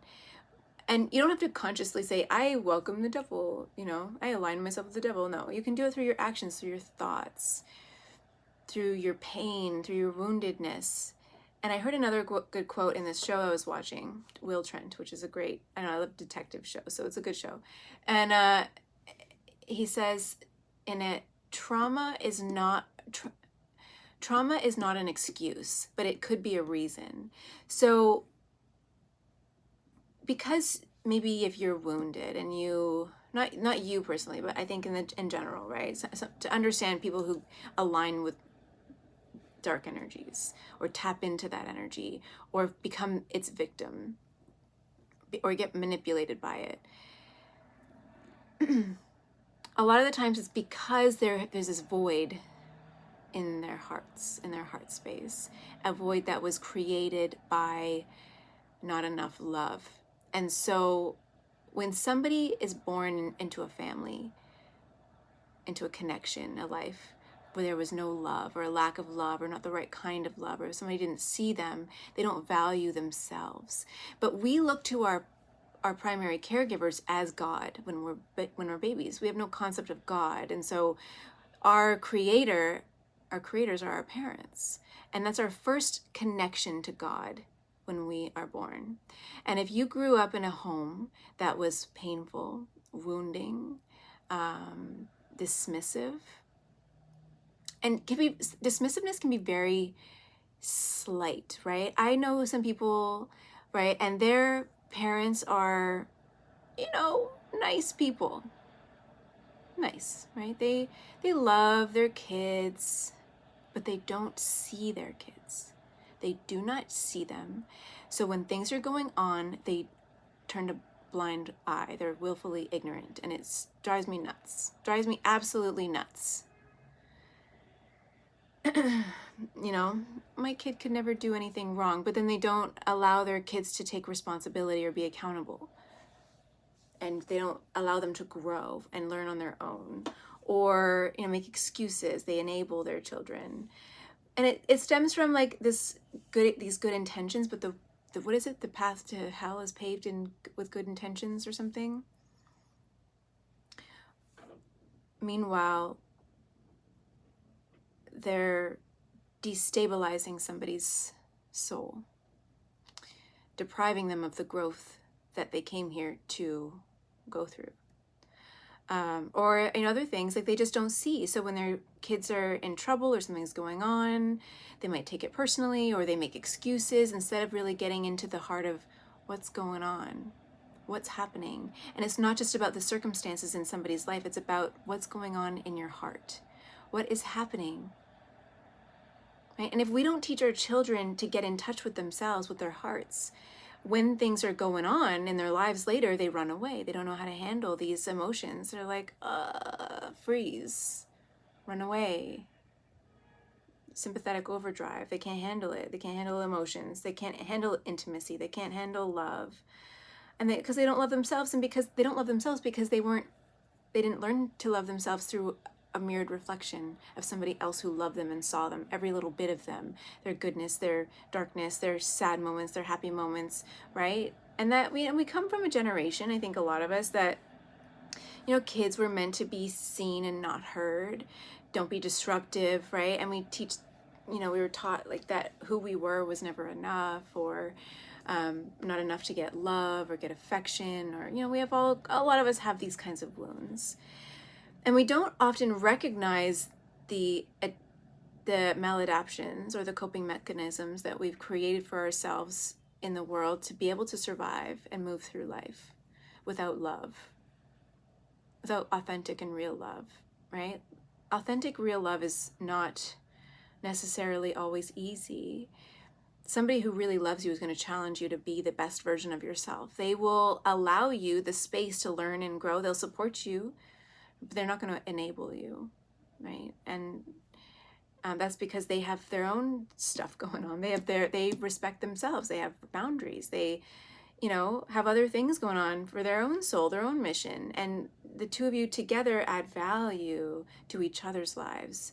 But when that line gets blurry and you forget, like, this is you, this is me, and we're meant to come together to, like, do something or become something, or it's not that it's like we're two halves of the same coin. We're like two coins that actually make, if you're a 1 penny and I'm another penny, and together we're 2 pennies. That's 2 cents. We're not like half of a penny and then we come together and we're 1 penny. Like, it's a weird analogy. I don't know where that came from, but, like, you know what I mean? Wow, that was a whole tangent there. But oh, I was talking about this, how people get aligned with darkness, their wounded selves, through their wounds. I think that this is a strong message about, like, how to move forward in this world and how do we defeat the devil energy, the darkness. And there is no dark without light, and there's no light without darkness, right? The laws of polarity, like, we need the darkness, but we don't need to succumb to our darkness. We can make friends with our darkness. We can understand our darkness, our shadows, our wounds, and how it manifests itself. And instead of shaming, 22 on the timer, just there. Instead of shaming our darkness, shaming ourselves, we can embrace it and acknowledge it and be accountable for it if we've allowed it to run wild and run rampant. Okay, I was making these choices from this place of wounding. I own that. And this is how it impacted. These are the consequences that happened in my life. And that can be changed. You don't have to stay stuck in that energy just because that's who you were or have been or are right now. The point is to grow and learn and continuously move forward in alignment with love. Love shifts things almost instantly, nearly instantly, the energy of love. Self-love, boundaries. Cut people off, situations, experiences, workplaces, whatever. Nope, not today. I respect myself enough to not go down that road. I am aligned with myself. If we're not aligned, if you're not aligned with your heart and yourself and light and God and whatever, then I can't be in that energy with you. I need to stand over here and watch from the sidelines as you go through what you need to go through in order to become more self-aware so that you can be aligned and we can maybe align together, right? That's, in terms of relationships, friendships, work, places even. So the self-respect line, love, self-love, instantly almost cuts off things that no longer serving you. People fade away, jobs that aren't serving you, right? All that kind of fades away the moment you step into that self-love. And when you love somebody else, like when you share love with others, they see themselves. And this is a part of trauma healing that's so important that a lot of therapists don't understand, or at least in my experience, is that relationship with the therapist or the person, as someone who's been traumatized, who's been abused, someone who wasn't loved the way that they needed and deserved to be loved. They weren't shown how to love, so they don't know how to love. You can't really learn, you don't have the blueprint in your brain and your nervous system for love. Like, you don't. So I always struggle with that concept of love yourself first and then love will come in. Well, I mean, yeah, if you tap into the energy of love, then yeah, love will come in. But to a trauma survivor, there is no love. So they don't know what that feels like. They don't know what it looks like. So if you come in and you're like, man, I love myself, but you are not in that energy, and I get it where you came from, so I'm gonna like put some boundaries up because I can't get into that with you because I love myself. A toxic person, a wounded person, is going to look at you and get angry and defensive, because they're used to getting attention or getting what they want by acting out, or, and this is a lot of the times how people who are maybe abusive, narcissists, they learn to get attention, to take attention, take love, steal it, force it, because that's how they got attention when they were children. It's very simplistic. It's not as simple as that. But, and again, trauma is not an excuse, but it could be a reason. It's a reason why people behave the way that they do. It's a reason why, people want to sabotage you. They're jealous and angry. But maybe they grew up in that kind of an environment where people were jealous of other people's bodies and money and whatever. So they didn't learn to love themselves for who they are and where they're at. They didn't learn to tap into love energy, Christ consciousness. They didn't learn to have compassion. They didn't learn to not to force. They had to force. And so that's their blueprint for love, is force, forceful, take, greedy. And we sneer at that. I cringe with that energy because it feels awful inside my own energy, but I can understand it. It's not an excuse, but I can understand. So anyway, with this, what you need to know this week, is a lot about that, but it's a lot about, I think, with the advice card here of the Queen of Swords, is standing in your power and how important it is for you, no matter who's trying to sabotage you, who's trying to cut you down, cut you out, make you seem and feel small and insignificant. Stand in your power. When you love yourself and you put up those boundaries, those people who aren't aligned with that truth, with understanding of what love really is, or, if you loved me, you'd do this. Well, no, because then I wouldn't love myself if I did that. And if I don't love myself, then how can I love you? You can't really fully love somebody else until you love yourself, but you can't learn to love yourself until you experience real love. So it's kind of like a catch-22. And so if you have been significantly wounded, or somebody, they need to learn to trust, and the only way to learn is through experiencing someone who they can trust. It has to be mirrored back to them. They need to see it and feel it and understand it. But until they get it, or get that that's what they need to do, they might not necessarily get to that point. It takes a lot of bad choices and experiences and falling down and, trying to force things and things not working. And not everyone's going to ever come to that understanding of why that is happening and why, these things keep happening in their lives. Nobody loves me, I'm hearing. Like, that's feeling sorry for yourself. Like, this person didn't do this, and so they don't love me. Well, let's be objective. What is it that they did? They said no? Well, maybe you didn't hear no enough as a child.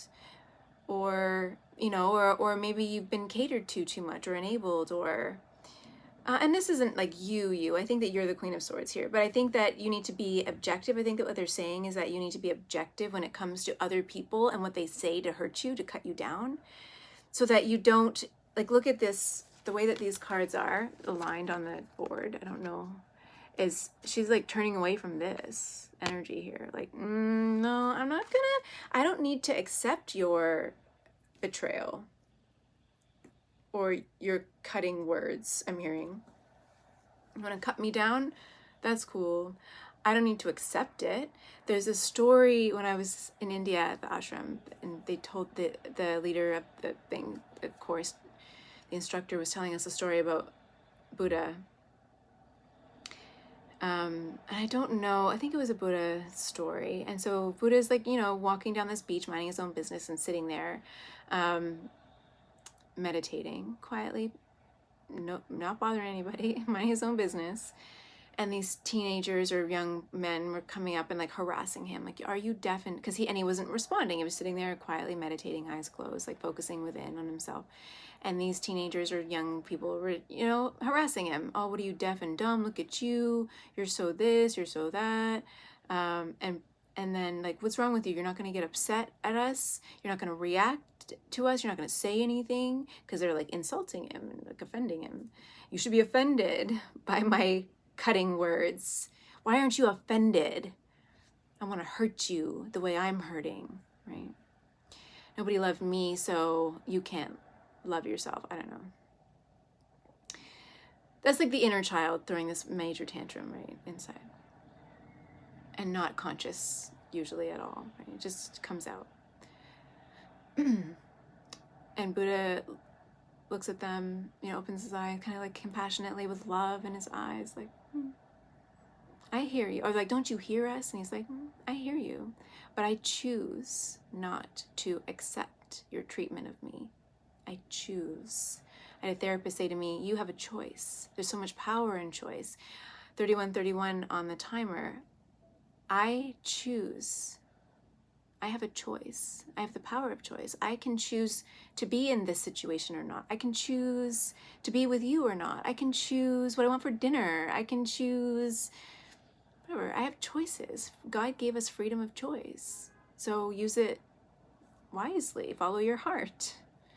Your heart will always guide you. You don't even have to make much of a choice. It's like, what is my heart telling me to do right now?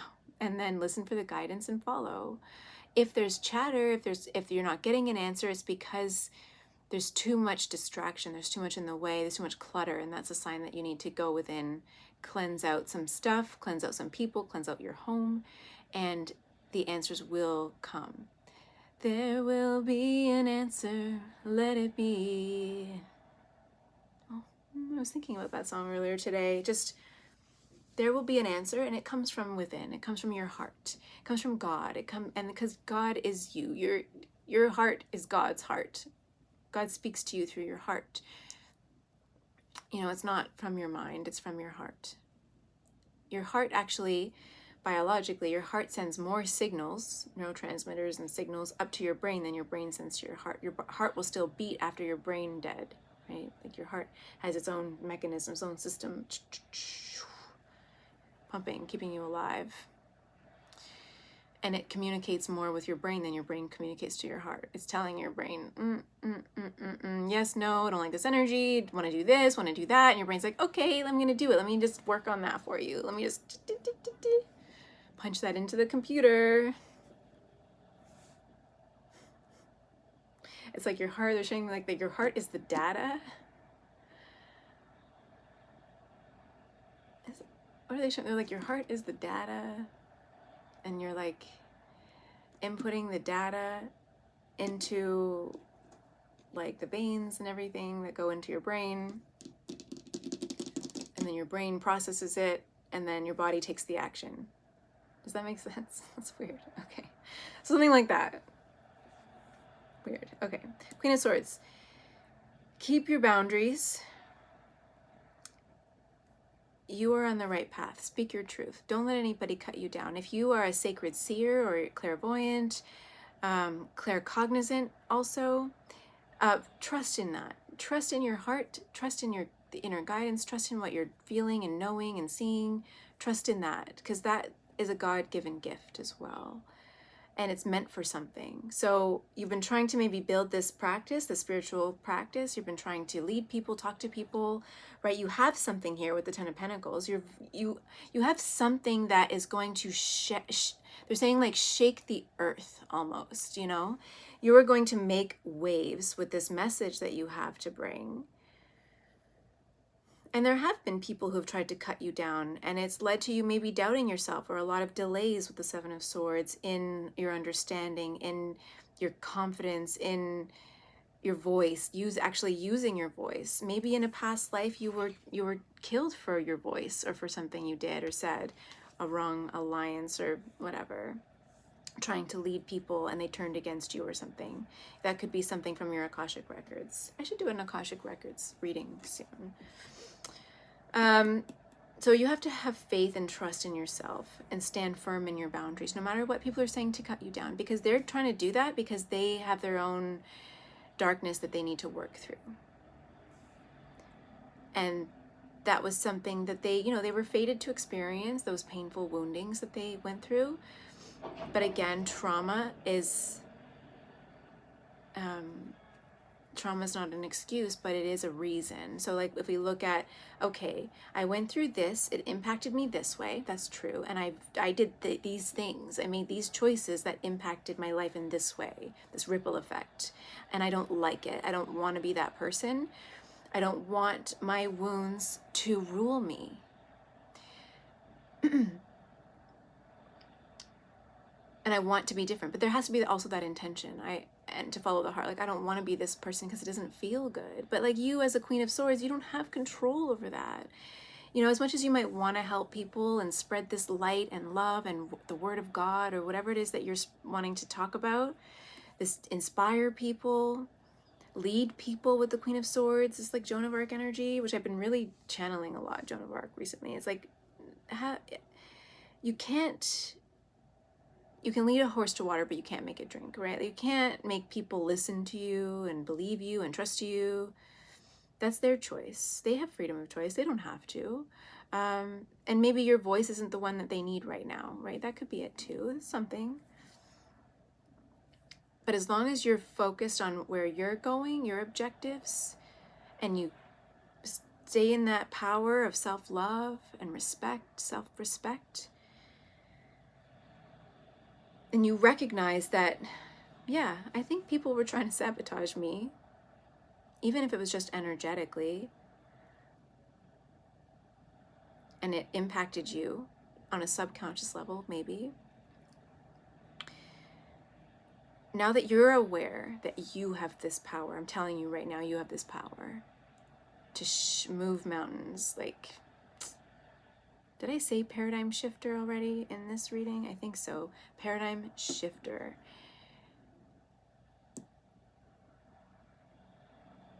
The little minions of people running around all wounded, licking their wounds, filling their inner voids with destructive behaviors.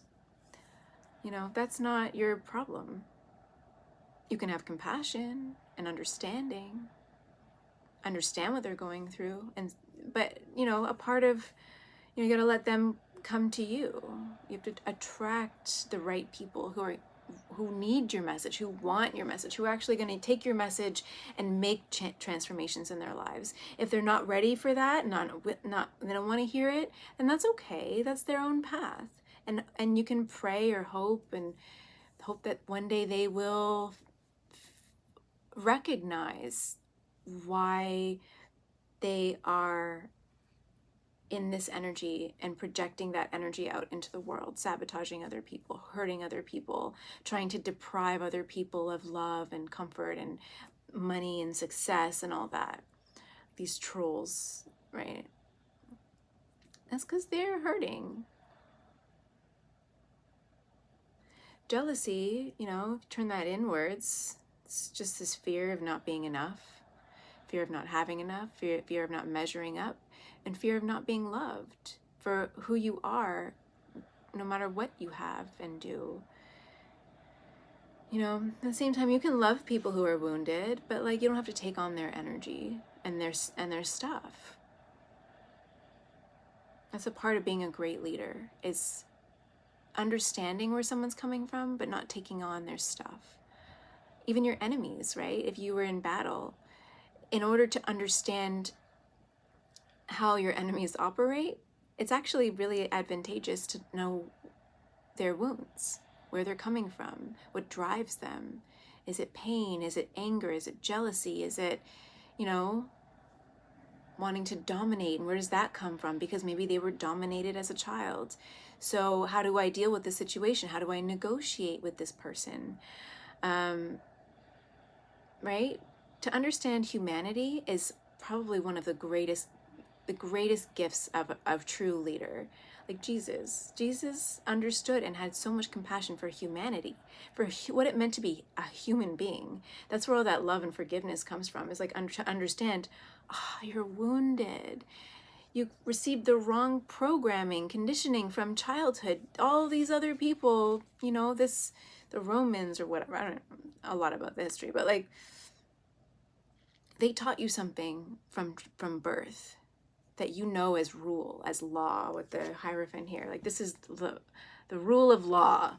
This is natural law, right? Aristotle talks about natural law, and just like, this is who we are in the world naturally, our animal instincts and stuff, and how we treat each other and show up and like engage and communicate and whatever.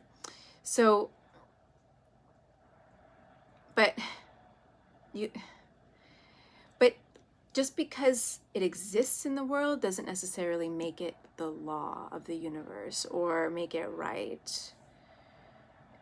But Jesus and others like him understood that humans had this conditioning, and in order to help them shift it and change it so that he could shift and change the world, it was, I need to have compassion and love for these people. Forgive them, Lord, for they do not know what they do, whatever, something like that. Or like the turning your other cheek. I don't know if I like totally agree with that. I do think that we have to stand in our Queen of Swords energy and speak up for ourselves. We don't have to take it on. We don't have to react in an abusive, angry fashion. And sometimes we do, right? We're triggered, and we do, because we're still, we still have this limbic system. We're still animals, right? We still have this, our sympathetic nervous system unconsciously reacts to aggression. It's what we are designed for, to keep us safe, to protect ourselves. You can grow wise from those altercations that you're like, oh man, I shouldn't have said that. Hindsight's 20/20. Wow, huge message here. 6 of Wands. Stand in your power. Don't worry about these people trying to cut you down, sabotage you. Stay in the light, stay in your power, keep your boundaries, hold strong and steady. Understand them and have compassion for them so that you don't take it on yourself and you don't turn into that darkness, right? And get all jaded about the world and other people. That's what they went through. That's okay. They are where they're at because of what they've been through, not because of you. It has nothing to do with you. It's hard not to take it personally, especially if these people who are trying to cut you down are people you love and they hurt you. But they probably hurt you mostly because they really want love from you, and they don't know how to go about getting it. And so they might perceive you as rejecting them because they were rejected as children by their parents. So they might take your boundaries as rejection, instead of you saying, look, I love you, I care for you, I want to be here for you, but not in this way. Like, we have to come into a different agreement or alignment, because I need you to respect me so that I respect you. Let's have a conversation, let's be adults, let's, focus on the solution. How can we move through this? What's going on? Like, open up to me, share with me, tell me what's happening inside of you. But most people who were abandoned and rejected by their parents, they don't know that. They don't even know how to tap into those emotions to say, I feel angry right now because I feel rejected by you. Or I feel as though you aren't showing me love in the way that I would like to. They don't even know how to ask for love. They don't know how to say, like, this is my love language. I like to be hugged a lot. That's my love language. And I would like you to do this, or I don't know, like, and then sometimes we get caught up in the animosity in our egos. And there's a good, ego's not all bad. It does keep you safe and protected and kind of help you keep boundaries a little bit. So it's like using your darkness, using it to your advantage, really understanding yourself and where other people are coming from. Anyways, at the end of the day, 6 of Wands, success, recognition, right? Screw these people. They tried to mess with you.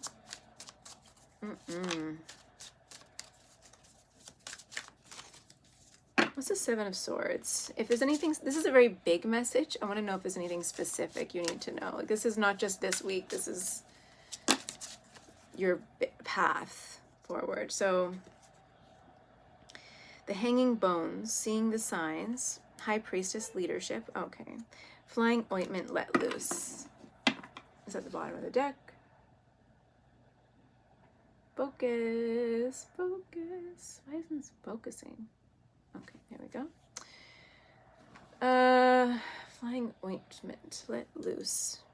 Yeah, it's also, I think, maybe don't take it so seriously. High Priestess, 21, so 3.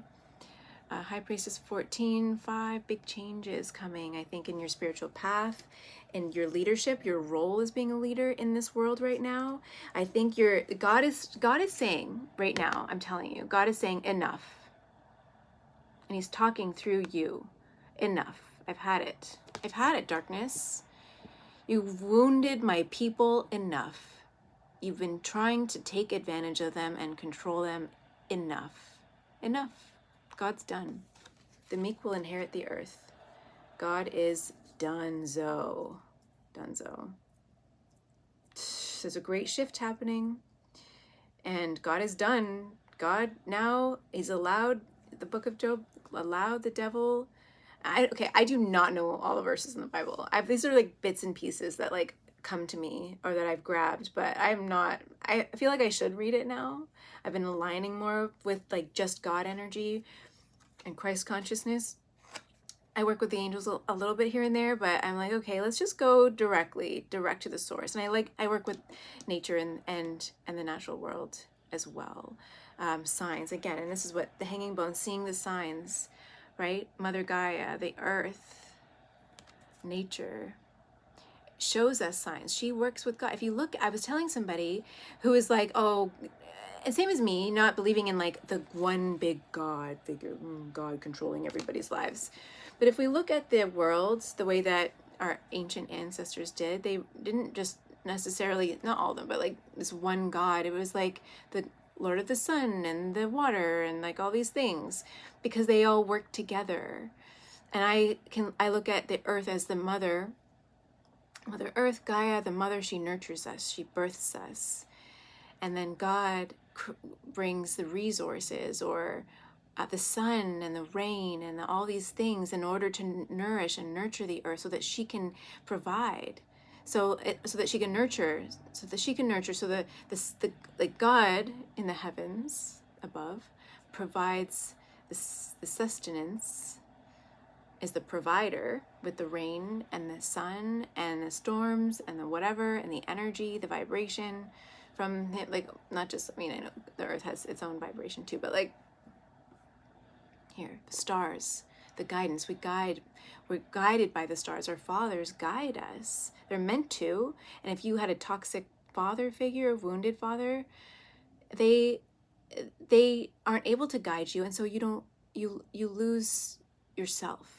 When a child doesn't have a father figure, the right kind of father figure, they don't know how to follow their own path. They don't see their path. They don't know how to find it. There's no guidance. The father is the guide of the family, and the mother, and take this as it resonates, and this is energetic, right? It can be anybody. It doesn't matter how you identify. But there's the one who guides and then the one who nourishes. And without both, we get lost. Without the earth, we would be lost. We'd be floating around in space, and we wouldn't be anchored to something. The Mother Gaia anchors us. She keeps us safe. She protects us, nourishes us, so that we can go out on our journeys.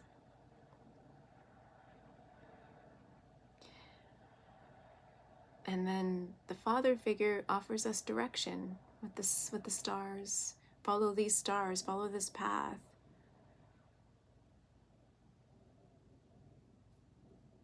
And the earth does a bit too. We can get all like caught up in the...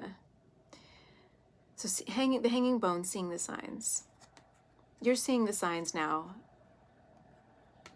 that your Mother Gaia, the earth, the natural world are showing you.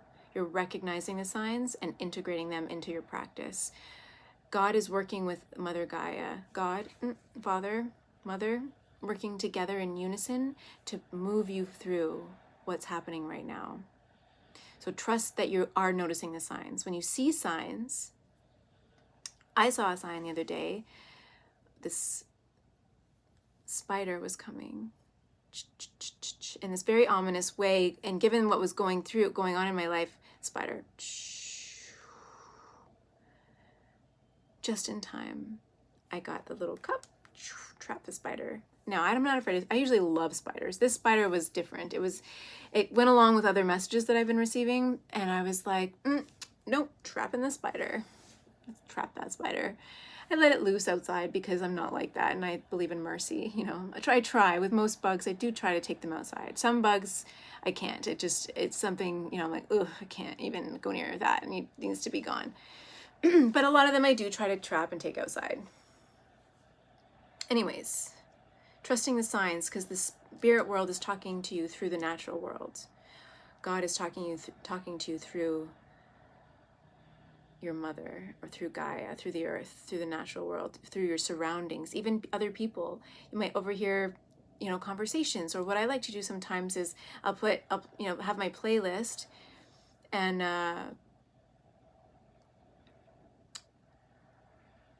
press shuffle. I'm like, God or source or whatever, what do I need to know right now? What, about the situation or right now? And I'll press shuffle, and the song that comes up is usually a song that's like, oh, okay, I get it now, right? Asking for guidance and then watching for it. It's not it'll be in your heart, but you also will see it around you, the guidance, and then know how to move forward, or know how to decipher what's going on in this situation. I don't know, did I say it in the beginning, in the intro? I might have gone through the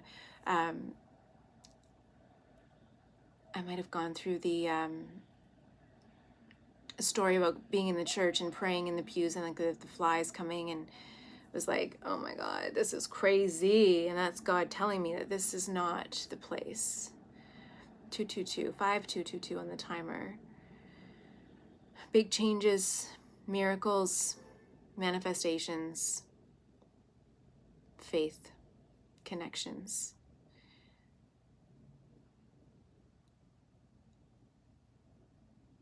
Not everywhere that is supposed to be safe is the right place for you. It could be good for somebody else, that's fine. It might not be the place for you. So pay attention, is another message coming through. Okay. So anyway, at the end of the day, recognition, success. Woo! You are going to be mega successful. I don't think you see it. I don't think you necessarily believe it. I know that you feel it though. You feel this urge to do this, and that you're, meant to spread this message. And maybe the 10 of Pentacles, you want to build this generational business, generational wealth. And you're like, I want to support my family and all that. But what you're not seeing is just how impactful with the Queen of Swords and the Six of Wands, you and your messaging is going to be. It's going to be bigger. Look at 9 of Cups, have confidence. Love yourself. All this, look at these fish. Luck, abundance, just overflowing, salmon moving upstream against the challenges. To give birth to something. Leave it. You're going to birth this magical message into the world, and you're going to leave I think some of you might work with Ascended Masters, or you might be aligned with this Ascended Masters, and they're helping you with this message, right? Because you have that kind of energy, that kind of prophetic energy about you. And you might not see it right now, and it could be the fact that people have been trying to sabotage you, or the darkness has been trying to sabotage you, because they know how impactful your message can and is going to be. And so they tried to sabotage you for a long time, possibly. And you're like, what's going on? Nobody's listening to me. How come nobody sees me, recognizes me? What am I doing wrong? You're not doing anything wrong. People have been trying to cut you down so that you can't be this person. But you're recognizing that now. You're seeing your own potential. Or if you aren't, then you need to right now, right now. And that, yeah, it's just going to be like, oh my God, look at 4 of Wands, security, love, family, marriage, I don't know, lots of like just connections, community. 4 of Wands, community too, like not just, you know, 3 of Cups is like friends, celebration, but this is community. This is like people coming together for a greater cause. This is a bigger deal, I think, than you can even imagine right now. So I asked about the 7 of Swords, and then we have the Fool, which is like a new beginning. I think this is also like, just keep going. I'm just seeing Dory. Is it Dory? From that movie, Just Keep Swimming, Just Keep Swimming, Just Keep Swimming. It's okay, just keep going. It's going to be okay, right? I feel like you are more aligned with yourself and with God and the universe and source and the earth and everything right now than you've ever been. You're very powerful right now. 7 of Wands and the 8 of Cups. Look at that. Walk away from the drama. Like, walk away. I also see somebody here. It could be you trying to defend yourself. But what I'm seeing here, if you look,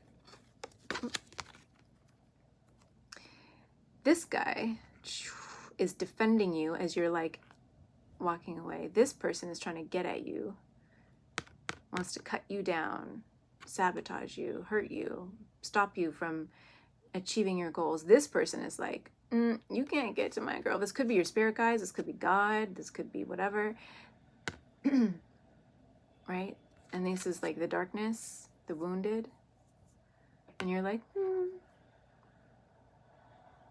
And your spirit guides here are all ushering you out of this energy. Not today, Satan. Not today. And then we have the King of Swords that came out under the Queen of Swords, and so that's just a double confirmation. It could be for some, I don't know if I want to get into that, that's a whole other story. It could be a divine counterpart coming into your life in this new beginning, the Fool here, that's going to help you. Actually, yeah, with this message, someone's going to like kind of defend your honor, I'm hearing, and like really help you spread your message, like really believes you, sees you, wants to help you. Like they're like, Page of Cups, 2 of Swords, Page of Cups. I don't know if you see this person around you. With the Page of Cups, it could be a new love.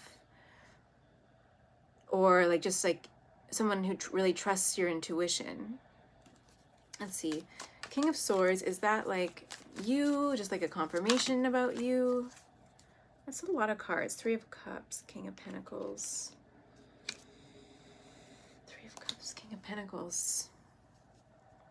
Oh my God, look at all these cards. White Numen, 10 of Wands, the Star, the Emperor, the Hermit, the Temperance, Page of Pentacles. Ugh. Oh, that's too many cards. King of Swords. There's a lot of people. I think it's like you're meant to lead a lot of people. And we already know that. We talked about that. King of Swords. Who is this King of Swords? Who or what? 8 of Pentacles. Page of Swords. Oh, the High Priestess. What? Priestess. Page of Swords. High Priestess. King of Wands. Oh my God. What is going on here?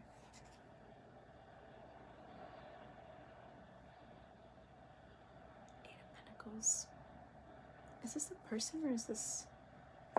Yeah, it's somebody who wants to help you. There's definitely somebody, I think you don't see them or know how much they respect what you're doing. But with the High Priestess here and the 8 of Pentacles, they see you as this master High Priestess. They're like in awe of you. This High Priestess is fairly nude. So wait, let me show you. Can you see that? It's very nude. I can't show you everything, but they see you as, with the 8 of Pentacles, they're like, whew. And with this particular high priestess, I'm getting all like, whew, hot and bothered. They're like, what? Who is this person? And they are like going to help you spread your message by like I mean, I'm almost speechless. Like my throat chakra. They're almost speechless. It's like, they're like, oh. Page of Swords. At the bottom of the deck. Page of Swords. What? Whew. So we have the Page of Swords, the Devil under that, Queen of Pentacles, King of Cups, Ace of Wands, Knight of Cups, the Empress. Whew. There's a lot going on here. Six of Cups. Page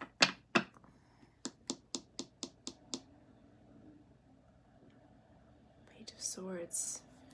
The way that the Page of Swords is sitting at the bottom of the deck, oh, it's going this way. That's how it looks if I like open the deck up. So it's like this Page of Swords is literally fighting the devil energy here, battling the devil, cutting the devil down. With the, see, look at the page, 1, lots of ones up there. So we have this page holding this sword here. And the devil actually has a cut, a nick on their face. Here. Helping you teach the darkness a lesson. Justice with the King of Swords. This could be a person in the law, or somebody who fights for justice, who's very passionate about fighting for justice. I'm hearing Oracle. So I do know that I think there's like CIA programs and things that use oracles, like people to help them. And it's like this person's looking at you as this master oracle. Like they're like, whew. They might be watching you grow and learn and do all the things that you're doing, right? And what you're saying. And they're like, oh my God, look at 444 on the clock right now. Protection, alignment, like this is guided. Like you're being guided together to this person who's like going to, it could be, I'm getting like, it could be somebody who wants you to help them. Like if you're, let's say a psychic tarot reader or whatever, and there are some who have helped law enforcement find things and do things. They're like, you can see things that we can't see, or you know things that we don't know, and you can help to guide us in the right direction. Right? Even, was it the Greeks used oracles too? Like it's nothing new, right? That was a different story. Drugging, people and whatever. Or not so much drugging them, just to get them into that lucid state so that they could see more clearly. Some people who do some different work might deprive themselves of food in order to be able to align better, right? So they're more pure in energy form, or sleep, and they can see clearly or have more visions or be more connected, right? Because there isn't the chatter of like the mind that's going on. And the control, trying to control the thoughts and control the intuition and whatever. So anyway, I think this is a person, who's going to try to defend you or help you spread your message, or you're going to help them defend something with the Seven of Wands, or fight for a cause, because the Seven of Wands is over here with the Hierophant. Like they're going to protect you though. The Eight of Cups, in leaving a situation, leaving a conflict. Maybe if you're going through something where, let's say if you're going through something where somebody's literally trying to sabotage you or hurt you or something in some way. Maybe if there's a price on your head, not that there is, right? Then it's like this person is going to help protect you. I think that if you're going through something right now, and even if you are somebody who is speaking the truth, speaking out, causing some feathers to be ruffled, there's a lot of people out there, a lot of entities who don't want us to be free in how we communicate, what we say, what we do. But this person really believes in what you want to do, and they want to help you do it, and they're willing to go to the mattresses or go to battle for and with you in this, whatever it is, or defend you or help you maybe escape or leave or do something if there's something else more nefarious going on for you. It just depends. Take it as it resonates. I've been channeling a lot of like darker things recently, and you know, and we don't want to believe them, but they're true. Sometimes you feel like your life isn't a movie, like you're living a movie, but it's real. Like, this isn't a movie. This stuff actually happens to people. And so anyway, this person is like, what? I think it's like, I want to help you, but I also want you to help me with this mission. Like, I'm going to help you, help me, help you, and back and forth. And I think this partnership maybe is going to grow into something that maybe it didn't start as. I feel it's like something is coming in where this person needs to help you with something or see something in you, and they're like, okay, I want to defend you. Like if there's a legal situation, they could be like a public defender or something like that, you know, and they're like, you are the key to help me solve this case, let's say. And you're like, okay, but like if I help you with this, then you need to like help me spread my message, protect me, you know, because I'm putting myself out there, I'm putting myself on the line. So that's another separate message. But I need like backup. I need a wingman, and that's what this person is, a wingman in this thing, this mission of yours, which is pretty neat. Oh, these videos were not supposed to be this long today. Oh my gosh, you guys. I'm just curious now. The King of Swords. How might you recognize this when this person comes up? How might you recognize this King of Swords? Oh, that's too many cards. No, that's too many. Strength card was over there. Strength. They're going to be very strong. They might be very muscular. I'm seeing like someone who's very dense in their physical, they take care of themselves. If they do really work, you know, in law enforcement or something, they might have to. They're very strong. With the King of Swords, though, they're very strong mentally as well. Very clear-headed. They're very methodical and like concise, like very crisp. I'm just seeing like a crisp sheet of white paper, like very crisp, very like discerning, intelligent, wise. I'm hearing training. They've had a lot of training in something. Six of Swords. Six of Swords. Page of Cups. Fortune, Emperor. 10 of Cups.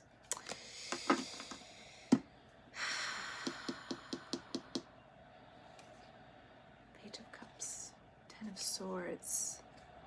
I didn't see that 10 of Swords before. So, okay, 6 of Swords fell out. Moving away.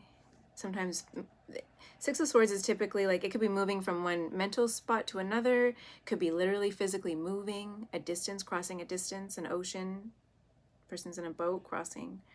2 of Pentacles can be about like a shift in focus or a decision that needs to be made. Page of Cups is like love, or I always look at the Page of Cups as Ari, like my daughter, as a child, because that's who she is for me. But like, it could be love, intuition. This card is also about like intuition or channeling, receiving messages from the divine here. Having a strong intuition. 10 of Swords, Wheel of Fortune, like something, I don't know, you guys. 10 of Swords, the Devil. 10 of Swords and the Devil, and the Hermit under that. Page of Cups. Page of Cups, 5 of Pentacles. 2 of Pentacles. King of Cups. For some of you, there's a decision that's going to need to be made about leaving, going somewhere, ending one place and moving, like literally moving. And I feel this energy of like making a decision. How fast? Like King of Pentacles and the Black Numen. King of Pentacles in reverse, Black Numen. For some of you, this is a warning that like that like you're gonna have to go somewhere. Judgment, decision, death, big changes, transformation, the Hermit, going within, the Lovers here, Four of Wands. Some of you might be moving to a new home, and it might be something that, because maybe you've been speaking out, speaking your truth, saying things out in public, you know, that people don't like it, right? Maybe you've been hitting some sore spots, and there's this King of Swords that's like watching you, maybe from the CIA or something, like, okay, we gotta go, you gotta go, let's go, let's go, let's go, we gotta go somewhere around the world, right? Our cycle's ending. Queen of Pentacles, the Devil, needing to leave behind the devil energy and move towards the world, fulfillment, something else. But that was a, look at 1:11. Oh my God, 1:11:11 on the timer. Yo, I don't know what's happening, you guys, but the star, I cut the deck, the star. You are a star. You are an oracle. You are a star. And I think this King of Swords knows that they need to protect the star. Now might not be the time with the Hierophant and the Ten of Pentacles and the Seven of Swords. Now might not be the right exact time to be spreading the message, but the message is true and it's needed. And this King of Swords energy is like, we got to protect the star, protect the oracle, protect the prophet, maybe. That's, I know it's like, we don't want to say like, oh, and then justice. Justice needs to be had. You might have seen something in your mind's eye. You might have spoken out about something, right? And like, I don't know, justice needs to be played out. Karma, something's going on.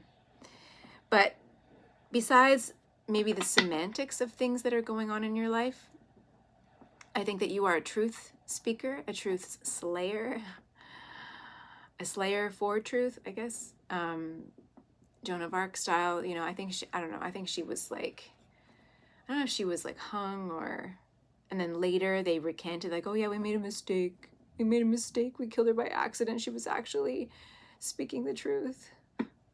Whoops.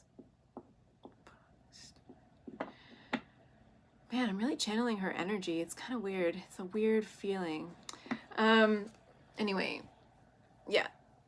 Whatever it is that you're saying and doing is true. It's right. This is your confirmation. And there might be people out there who don't like it. And so just be mindful. But I think that God, you're aligned with God. You're speaking for God. And I don't think the world is necessarily ready for the message just yet. It's getting close, but like not there yet. So there might be this King of Swords who's like, I see what's happening. And he might be a truth sayer too, right? Like a light bringer. And he's here to defend this person who's supposed to bring a lot of this paradigm shift into existence. And so there's that kind of thing. That's like a major, whoa, like, I don't know, you guys, that's intense. If that is happening for you, please keep yourself safe, but know that you are so strong. Like, I just want to clap for you. Like, I just feel like, I just see people, like you talking to this audience and people just like they do with Abraham Hicks, you know, and all those people like, oh my God, yes, yes. What I don't like about history and how it repeats itself is how we idolize these like prophets and things, and they're just human, right? Like Jesus, they're just human. They're just trying to do what God's telling them to do. They're just following their hearts, following their mission, moving through life.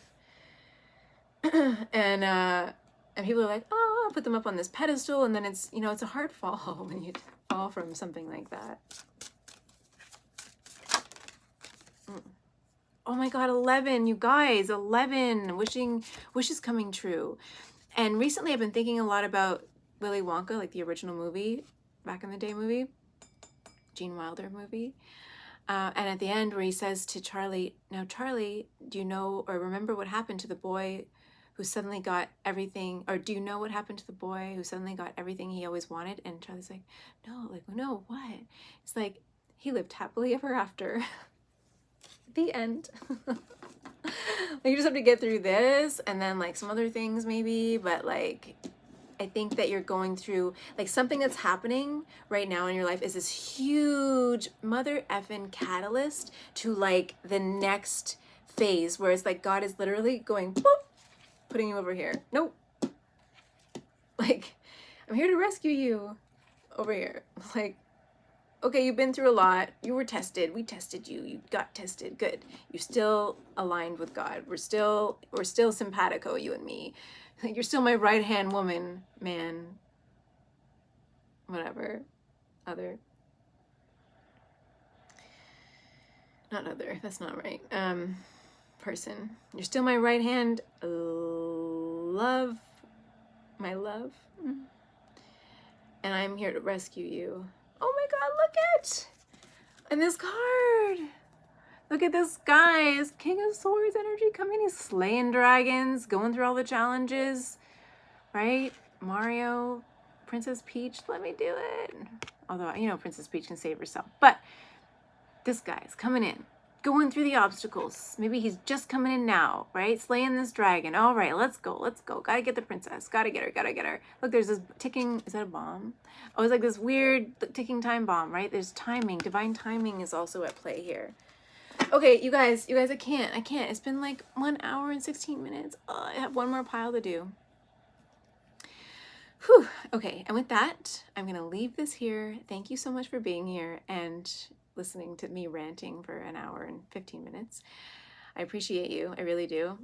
Hit the like button if this reading resonated. Comment, let me know. And yeah, subscribe if you're not already subscribed so we can stay connected and I can continue ranting these messages from God, from the universe to you. Okay? Have a great day. Bye.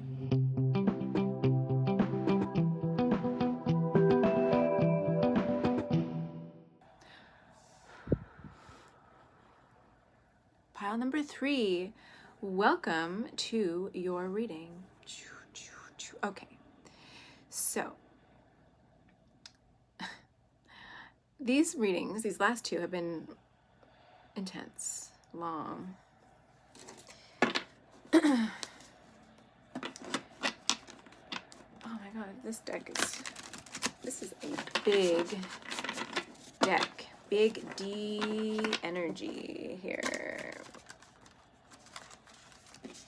Let's see what Spirit has to say.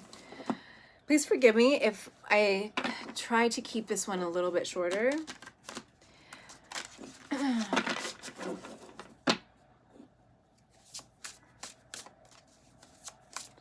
Not that I want to cut your message short.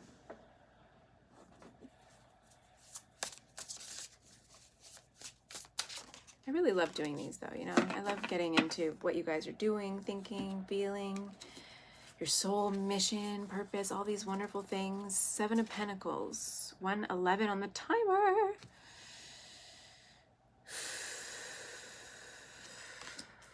Plans in place. Knight of Wands. Whew, passion, fire, excitement, urgency I'm hearing. 9 of Pentacles, wish fulfillment, maybe single. At the bottom of the deck. Getting a wish, getting a dream, a desire. I feel like with the 7 of Pentacles in this particular card, I don't know if that's like a Black Widow spider in that card. There's a spider, it has a red spot. Is that a Black Widow? Maybe. Right? And there's all these coins there, but they're stuck in the spider's web. Which is kind of weird. Like they're just sort of stuck. And they're not, in this card, they're not necessarily in the ground, right? Actually creating wealth or building or growing or anything. They're just stuck. Money is stuck. Finances are stuck. And with the Black Widow there, it's like somebody, this Black Widow was trying to, that's what I'm getting. This Black Widow was trying to like manipulate your money. Maybe, or your money's been stuck by people who's sabotaging you or trying to keep you stuck with that spider. I don't know, you guys. I usually or if you are this Black Widow, like you could be sabotaging your own finances, right? By delaying things unnecessarily, like constantly planning and not actually taking action. That could be something else. Another message that's coming through. Knight of Wands, fire. Woo! It's on fire. I feel like, let's see, one more. Let's just see what comes out after that. Pile 3, God, Spirit, Source Energy. Help me, help them. What do they need to know this week? Jesus, these cards are too big. Big D energy. A little bit scattered though, a little all over the place. A little bit like a little too hot to handle. Too hot to handle, too hard to handle, like just like, oh, what do I do? Let's see. Oh, what's the bottom of the deck? Let's look. Oh, the Hanged Man. I was just saying that. Like, why is my money stuck? Why is my money all tied up? What the? Oh my gosh, you guys. Are you following like all these? Have you sat and watched all of these readings? They're long. 8 of Swords. 7 of Pentacles, Knight of Wands, 8 of Swords.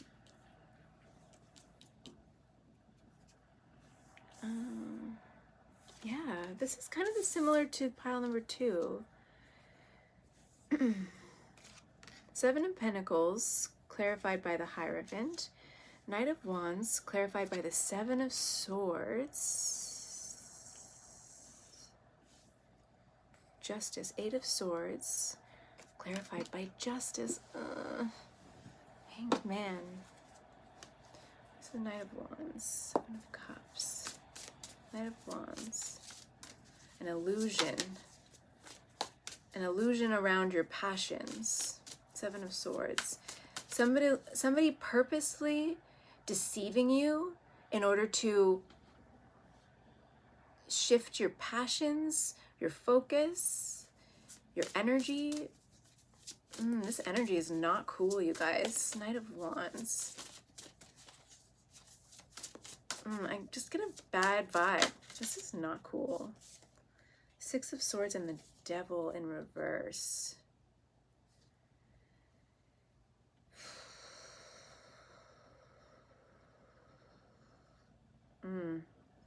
Someone trying to manipulate your passion. Maybe literally big like passion, right, with SCX. To keep you stuck and attached to them with the Devil in reverse. This is attachments. This is codependency. This is ego. This is like wounding. But with the 6 of Swords in reverse, you're not going anywhere. You're stuck. You're like coming back. Like they keep you coming back for more, I'm hearing. Manipulating you, clouding your judgment.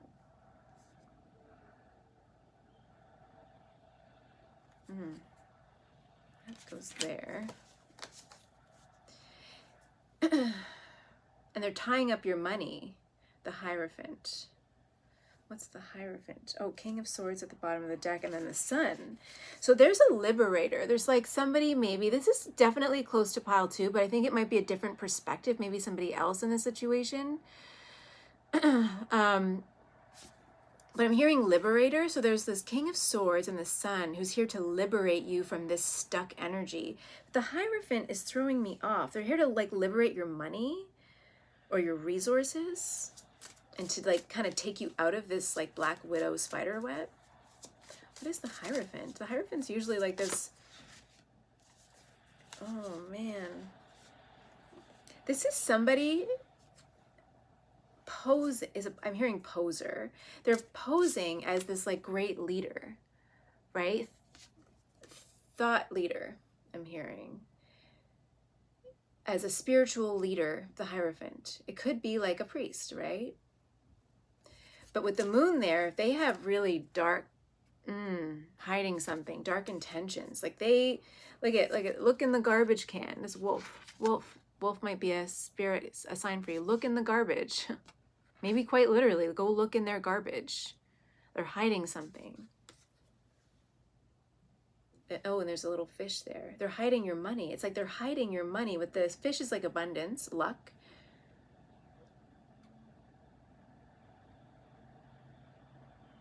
Look in the garbage. Look in an unexpected place. This like wolf is in this city, right? There's a stream and this people, money hungry people trying to like take over the city, take over people, take over the natural world. It's like this person is maybe an alchemist with this Hierophant there, and they're like the spiritual leader, right? They're very wealthy. They might be like, this is like very cultish. This feels like a cult. Like somebody who's manipulating and abusing you and taking your money. This is like that Scientology. Sorry, not sorry. Like taking people's money, getting them to donate, to participate in something, and like spewing out all these things about God and faith and religion, magic, whatever.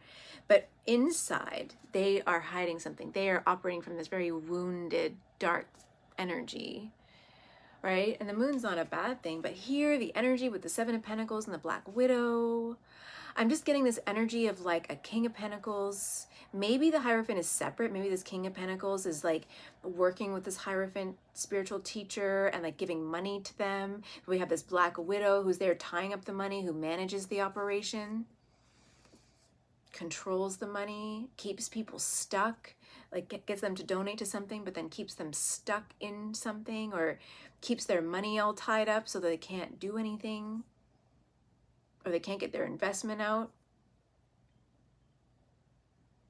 Like a pyramid scheme, right? That's what it feels like a pyramid scheme. Get rich quick. What is that? I watched that documentary about, what was that guy's name? I'm not all that into finances and stuff, but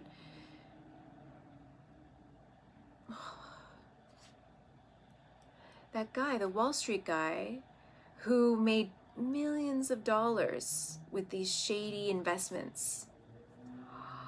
Oh man, 2008 got fucking caught. People lost tons of money. Whew, oh my God, I'm feeling like a lot of heavy energy. Like a lot of people are like twisted up in something. No, don't like it. Hiding something, holding on to your money and keeping you stuck. Hiding stuff. The moon, look in the garbage. Look in the trash. Dumpster. Look, read between the lines also. Oh, keeping you trapped with sex or something. The devil, passions, Seven of Swords, something not cool. Not cool, you guys. Hiding stuff. Justice, King of Swords. Somebody's with the Eight of Swords here. Eight of Swords, justice underneath of that. Somebody's worried about going to jail or facing the justice system. King of Swords, Liberator, the Sun. Somebody's coming in who's like, yo, I just posted this. Judgment, bottom of the deck, Judgment. Oh man. Judgment. Someone's about to face judgment. I like this Judgment card though. It's like this snake is shedding its skin and being birthed anew. So through this judgment, through this process, the investigation, this process of whatever's happening, there's like this liberation from a really not cool situation. Liberated. Whew. And your spirit guides are helping you, or people are helping you. See the cardinal here? That usually represents spirit, or not necessarily like ancestors, maybe a passed on loved one with the poppies there. Someone who maybe fought in the war. A war, World War II specifically, I'm hearing.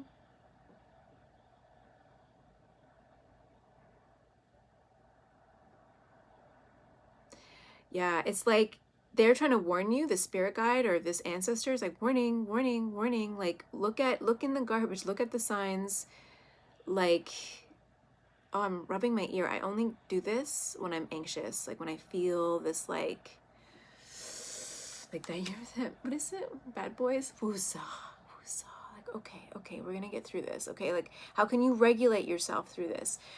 You need to ground yourself. You're getting caught up in this like fiery energy, passion, the devil.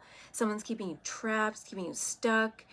You're like panicking a little bit. There's this panic, there's this fear, right? Somebody's watching you. Look at this Seven of Swords. Whoo, this jaguar or whatever is watching you, waiting in the grass, watching your every move, and you're like, fuck. Knight of Wands. Waiting for you to make a mistake, waiting for you to, or making sure, either waiting or like making sure you do what you're supposed to do. Six of Wands, the devil, keeping you trapped, keeping you stuck, keeping you tethered to this toxic situation, watching you, making sure you're,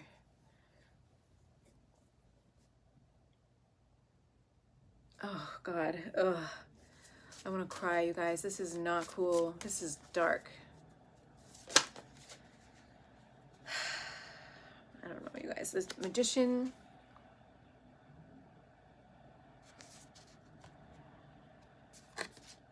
Alchemy.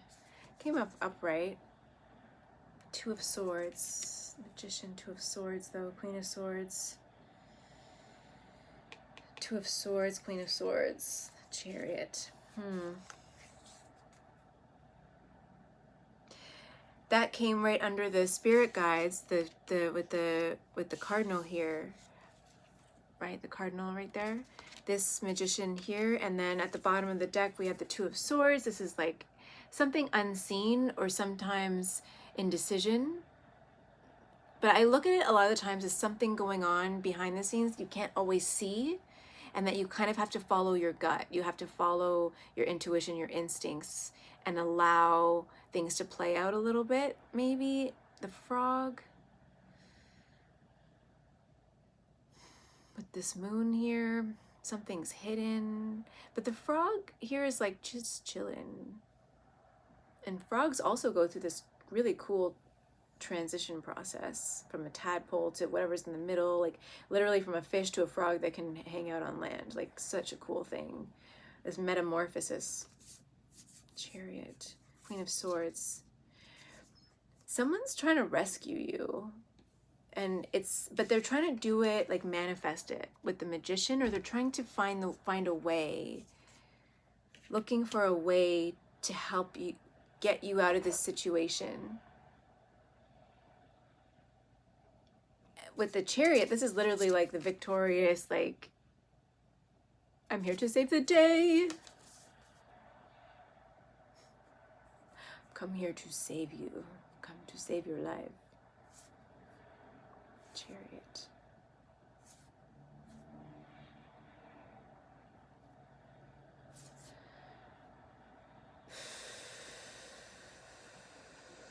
Like, I'm hearing like your bodyguard, like your own personal bodyguard. I don't know if I've seen The Bodyguard, like from, is it Tina Turner is in that?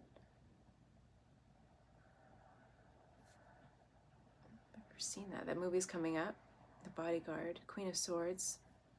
Could be this Queen of Swords person literally trying to find a way to come and help you in it. Like, but Spirit is directing this situation, like directing her or this person. I'm saying queen, her because Queen of Swords, but like then we have the King of Swords, this like liberator energy with the sun there, and then we have this Queen of Swords energy, the Magician, like they're working together maybe to work through this problem, to problem solve, to find a way through the unseen, through unseen territories. The Wheel of Fortune on the bottom, Nine of Cups, the Lovers. Whew. Big energy. I'm hearing like just like liberation and transformation. So this situation that you're in is like meant to not only not only challenge you and help you grow, but liberate you from what? I'm hearing liberate, like liberate you from what exactly?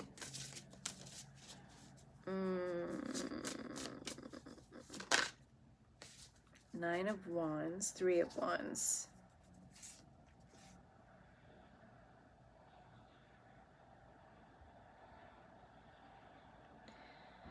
Where in the past, where you saw stuck energy is where you're going to find the way. The challenge is the way. Oh, Stoicism. You might be interested in looking up Stoicism.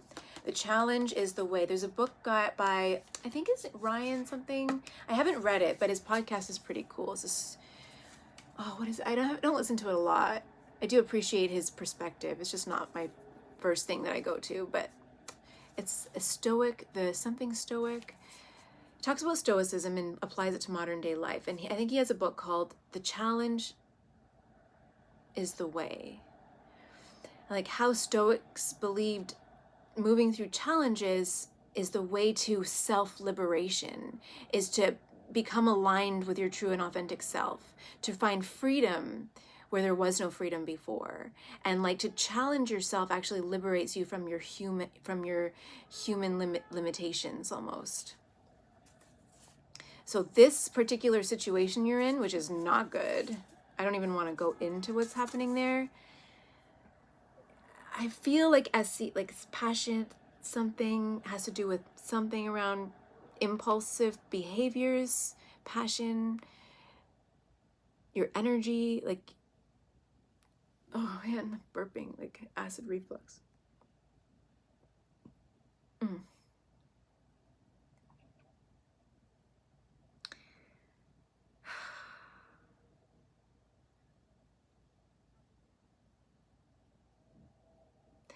It's like you're caught in this impulsiveness. You're caught here.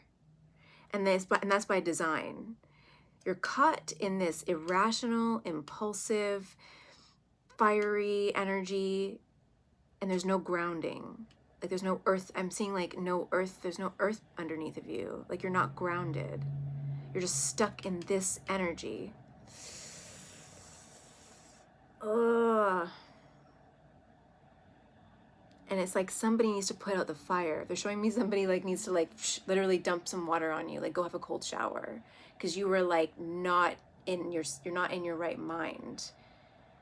And you're not even in your body. You're like in your solar plexus that's not blocked, but like overactivated.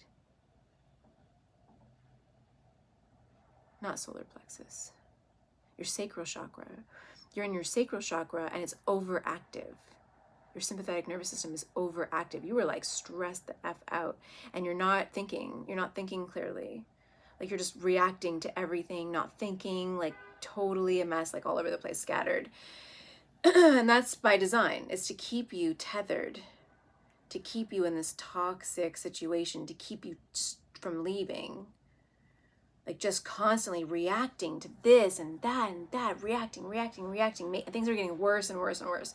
And this person's watching you like unravel. And they're like, he, good.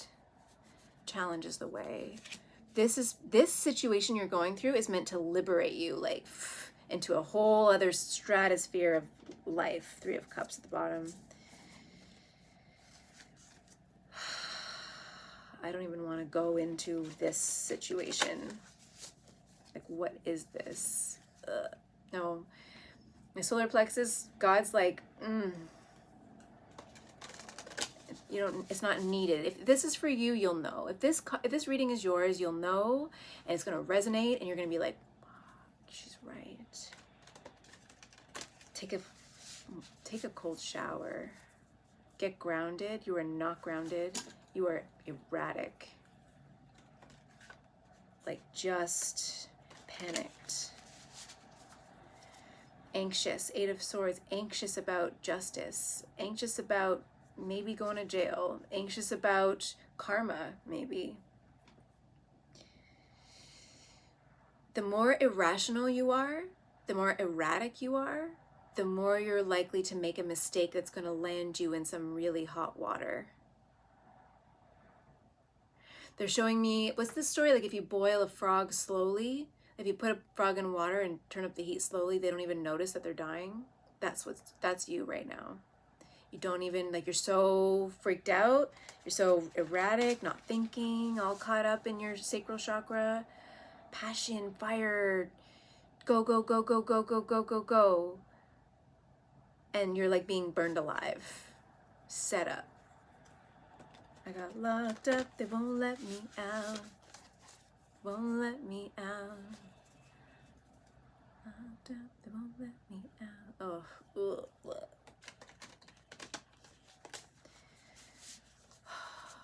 Please. God. I think you got trapped in something and it wasn't your intention, and you're like, I don't know what to do. But there's people around you who will like want to help. I don't know, like, and you have ancestors or people in the heavens kind of watching out and trying to guide this situation. They're trying to guide people to you to help liberate you.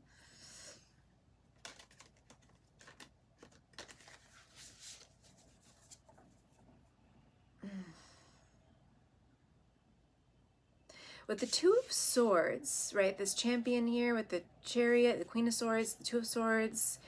I think this is also like this person, this Queen of Swords, whoever this person is to you, air sign, Libra, Gemini, Aquarius, or just somebody who's very wise, very strong mentally, very quick-witted, firm boundary setting, like, you know, protective, very protective. The Two of Swords, I think that they might be like, I don't know what to do. Like they're going in blind, is what I'm hearing. They're going into this situation blindfolded. They're like, I can feel this. With the Two of Swords, like the emotions are blocking the mental capacity to process and think and like make decisions and stuff. So they're like going into this blind. All they can do is feel the energy, like maybe feeling your anxiety, looking at what's going on here. And they're like, I don't know what's going on. I want to help you with the Chariot. I want to champion for you. I want to be your champion, you know, like I want to do that. But like, I don't know what to do. I don't know what's going on. All I can do is feel this energy. It doesn't feel right. Like, but I don't know what to do. This person. We have this King of Swords energy, this like liberator of the sun. Like there's definitely somebody else involved here who is here to help, or who's watching something, or like something's gonna happen that's gonna help you. Oh my God, I just feel like I can't breathe. Like you're not breathing. You're just like hyperventilating. Like just cool down. You're not going to be able to get out of this situation if you keep running yourself like this. Breathe. Get grounded. Okay.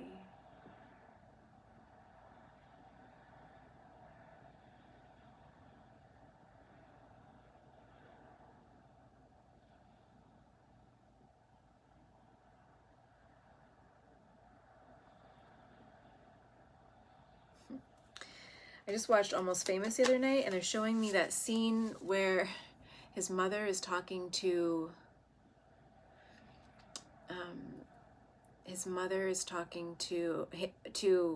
a girl, like Alexia, I guess her name is, on the phone, or she's like asking for like, can I speak to William Miller, please?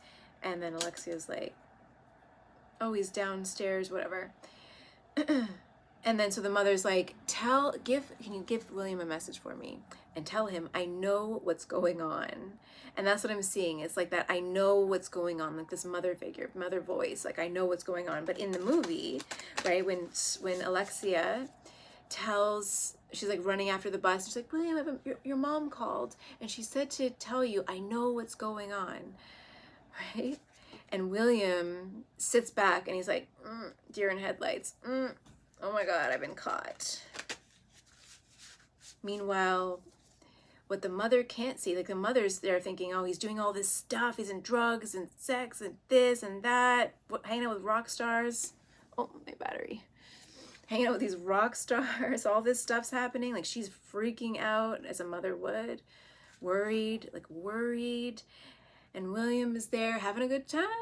Hanging out with these rock stars and doesn't know what he's getting himself into, super innocent, like having a good time, thinks he's this serious journalist, but he's really just this fan, right?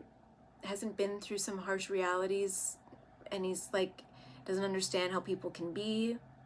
And at the end of the movie, he gets really hurt. These rock stars were like really take advantage of him. They hurt him, set him up to fail. They lie, they gaslight him. They, all the work he did for the Rolling Stone, like the article, the Rolling Stone magazine, they basically lied and said that none of it happened,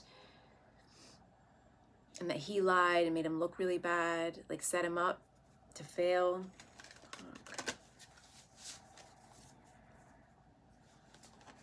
And he was like, that was a lesson I will never need to learn again. You know, and he goes home back to his mother, and he's just like tired and defeated and sad and a little broken. But the brokenness, I'm sure, leads him to this like great career. I'm not really sure what happens after that, but man, that's what this feels like.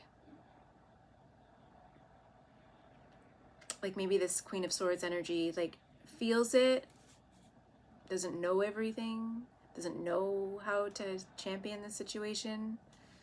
All right, what's this? Justice, the world. 5 of Wands at the bottom of the deck. 5 of Wands and the world. Okay, so the end, justice, there's this anxiety. Something's going to happen, like, and I think this isn't necessarily in anyone's control right now. Justice, karma, the world, like things ending, a cycle ending through justice. This anxiety, fear, all this stuff is going to end from some sort of justice, karma, karmic balancing with the world there. This is going to just come to an end at some point. 5 of Wands, the conflict, the fighting. Man. Justice. What exactly does this Justice card mean in this situation? Can I get a specific for anybody who needs the specifics?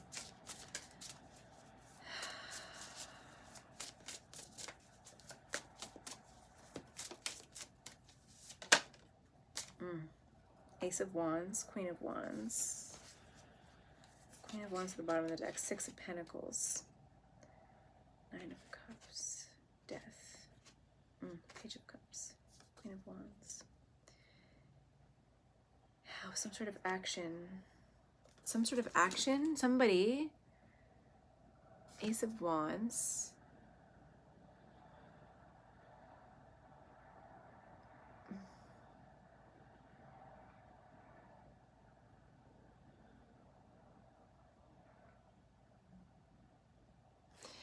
Interesting. So it's like this card. We start here with the seven of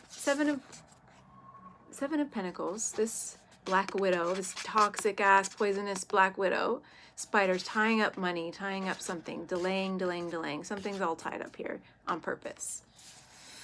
In this card, what's the justice? Like, how is justice to be had here? We have Ace of Wands, which is literally like the action card, divinely guided, inspired action, inspiration, right? And in this card, we have this like liberator spider. Like, this is like, you know, the spiders we all love, right?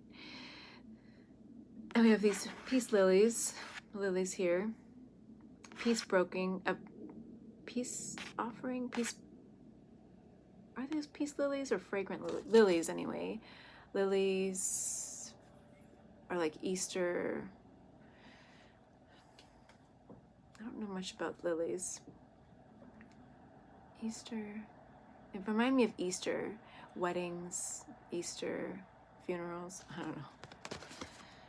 They remind me of Easter anyways. And Easter talks about Jesus dying and being resurrected. This resurrection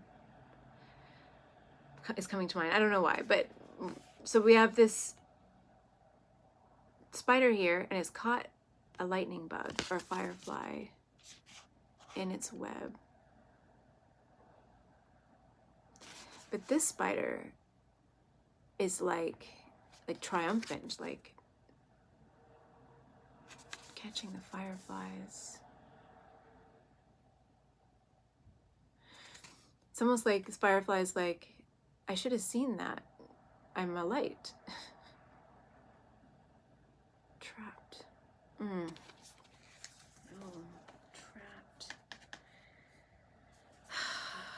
I don't know, you guys, trapped. Queen of Wands at the bottom of the deck. Who is this Queen of? Is it a person? Two of Cups. It's like this Queen of Wands energy is setting up a trap.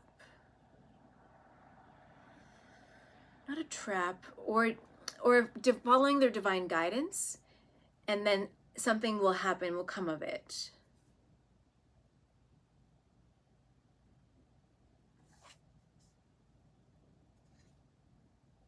It's almost as if this Queen of Wands is going to lure you into a trap to keep you out of the spider's web.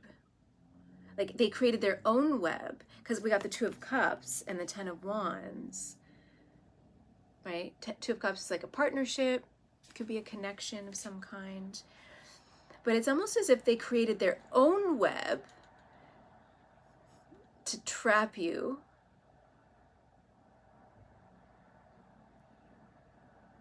to bring you to them, to keep you safe from this poisonous spider over here.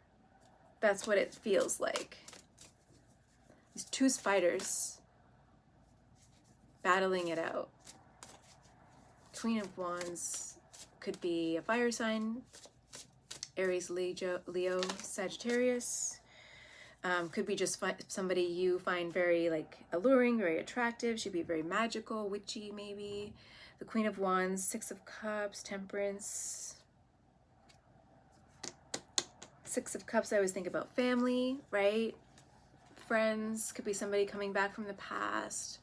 I think this is more like someone that you really care about. I think family, Temperance, Sagittarius, right? Someone very healing, with very healing energy as well.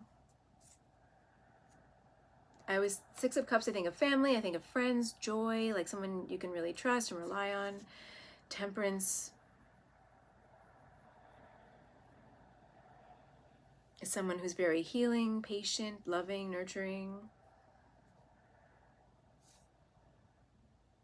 Six of Cups, I sometimes think of families and children, elephants, you know, traveling with their children, having fun with their children here, playing. Could be a child.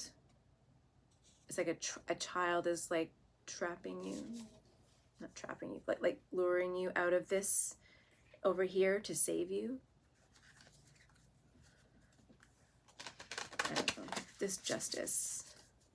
What is happening here? Sister maybe, brother, family, sibling.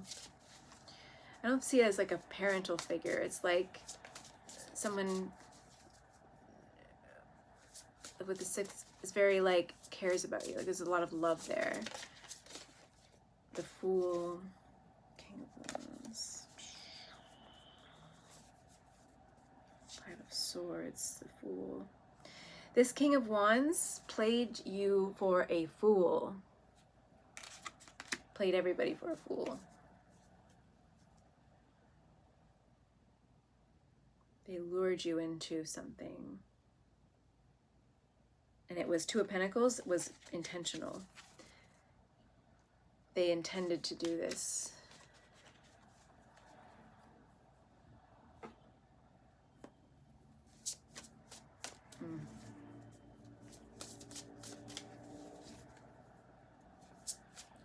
Oh man, the energy, it's like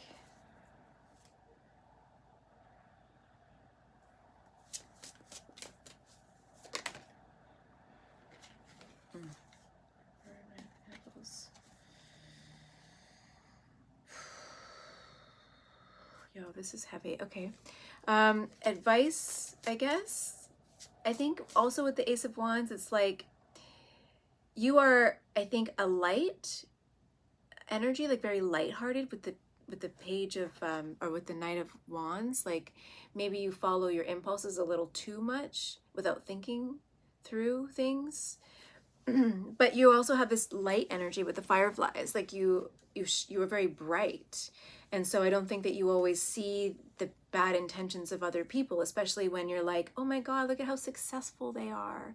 They have all this money and all this like success, and people listen to them and follow them, and wow, wow, wow, right? And that's how cult leaders trap you in their cult.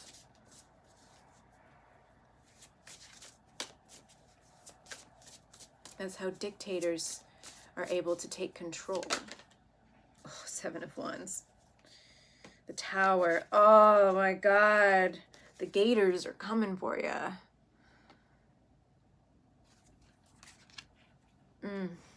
Having to defend yourself, protect yourself. What's this Tower? The Star. The Tower. What is the Tower here? Eight of Pentacles.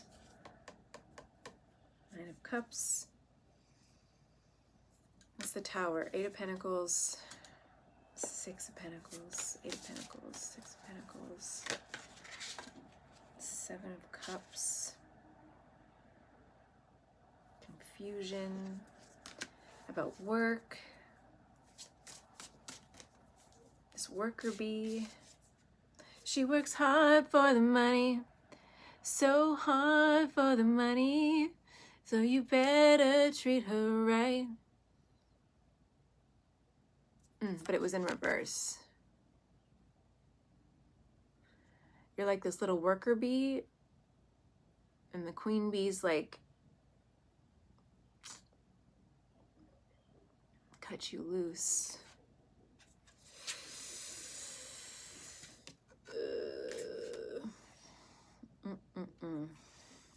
Eight of Pentacles in reverse, not mastery. It's the Tower. Not having mastered something, not being prepared. Seven. What is this Tower? Oh, they don't want to give me specifics.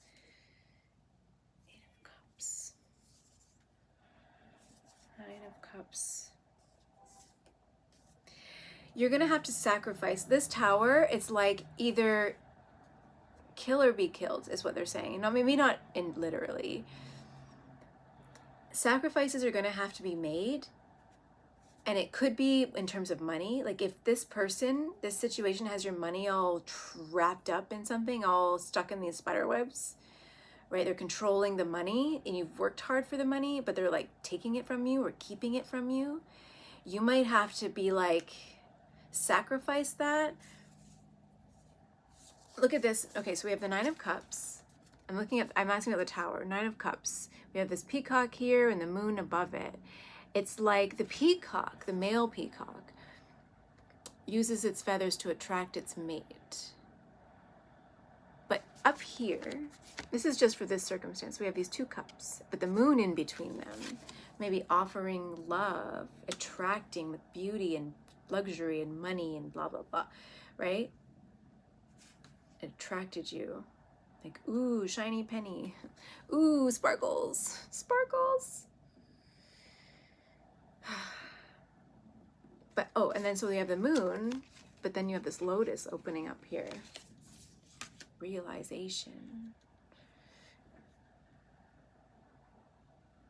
Like all this dark energy, this moon something hidden, but like dressing it up with flowers and money and a good show.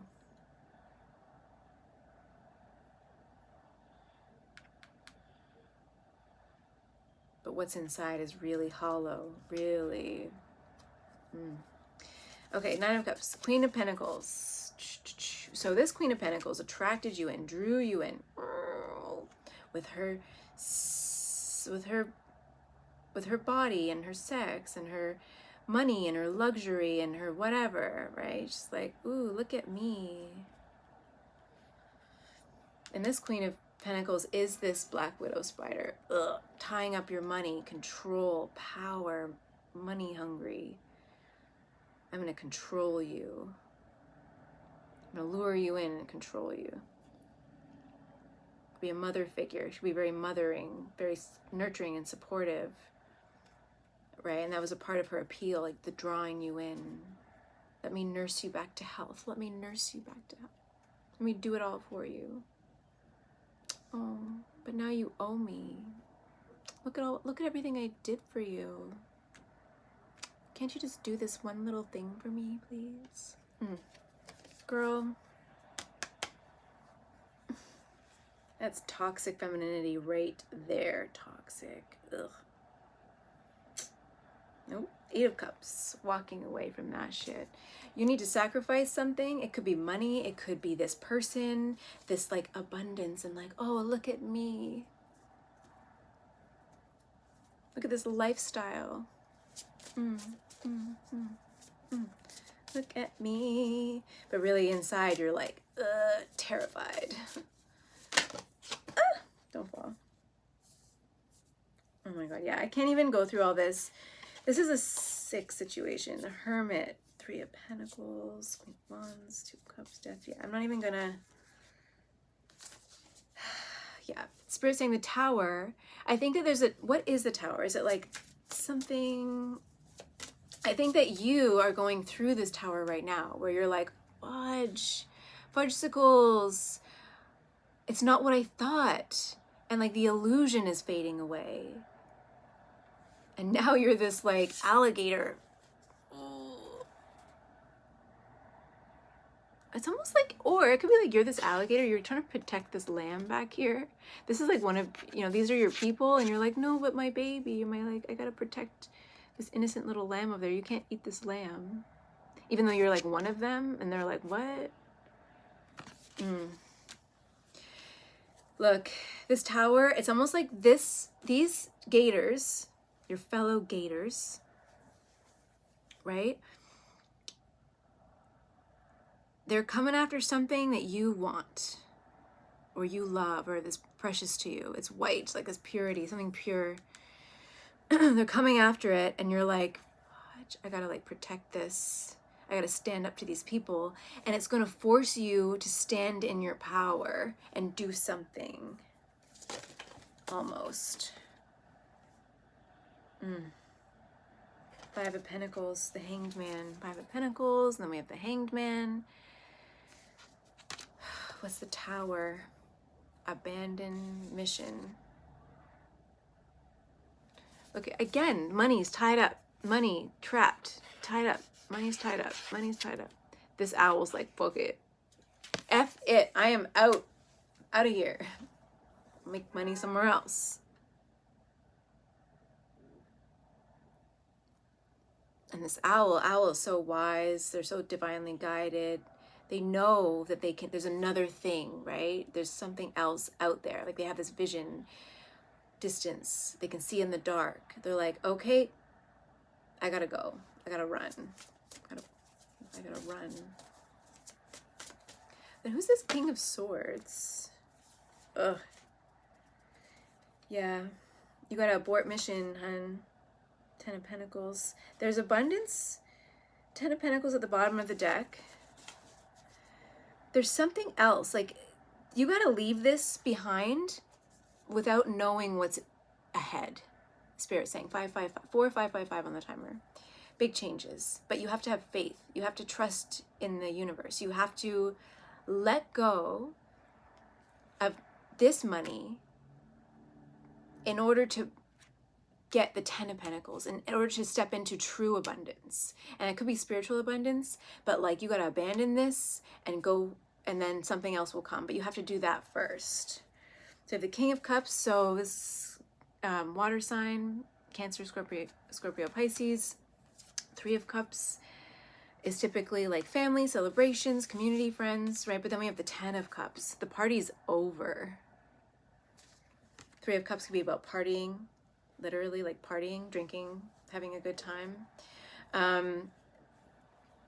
The party's over. That's what they're saying. The party's over. Time to get out. Okay, who's the King of Swords then? The Queen of Swords. Like, what are they? Why are they here? 6 of Wands.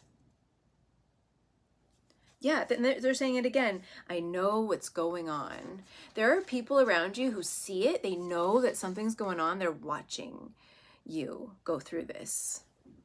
Page of Swords, 10 of Cups, Ace of Swords.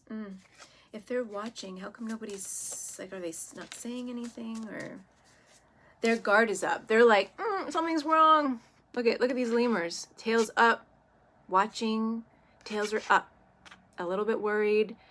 Danger, danger, danger, danger. Danger is in the room. Danger is in the air. Oh man, you guys. Danger, danger, danger, danger. Warning, warning, warning. So they're watching. They're like, they know, maybe intuitively, they know something's up. 10 of Wands. Maybe they're like Knight of Swords. 10 of Wands. It's like they're waiting. 10 of Wands. They're like, they're facing like an uphill battle. The salmon swimming upstream, right? They're facing an uphill battle. They're trying to get to what they need in order to make a move, in order to do something.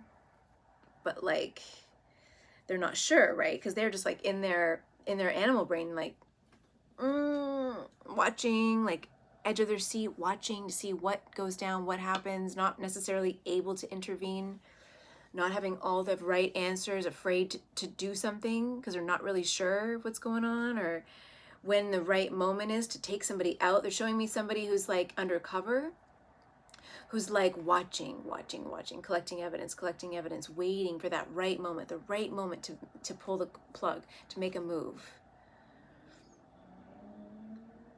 And they're like on the edge of their seat, like, to have a Knight of Swords. So Knight of Swords, this is like, to me, I'm hearing like collecting evidence with the 6 of Pentacles under that. Collecting evidence, getting something, offering, and then offering help. Knight of Swords. Oh, look at all these cards out, you guys. 8 of Wands. Like, it's coming. I feel like the King of Swords, like, help is on the way. Help is coming. I'm sorry if, like, you're watching me and everybody's watching. I'm going to say it because, yeah. Yeah, there could be somebody around you who's, like, closer than you think, who's gonna shift the situation.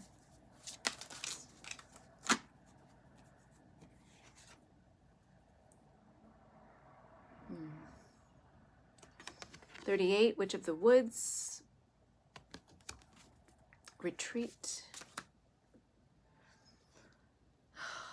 What's that? Let loose. Flying ointment at the bottom.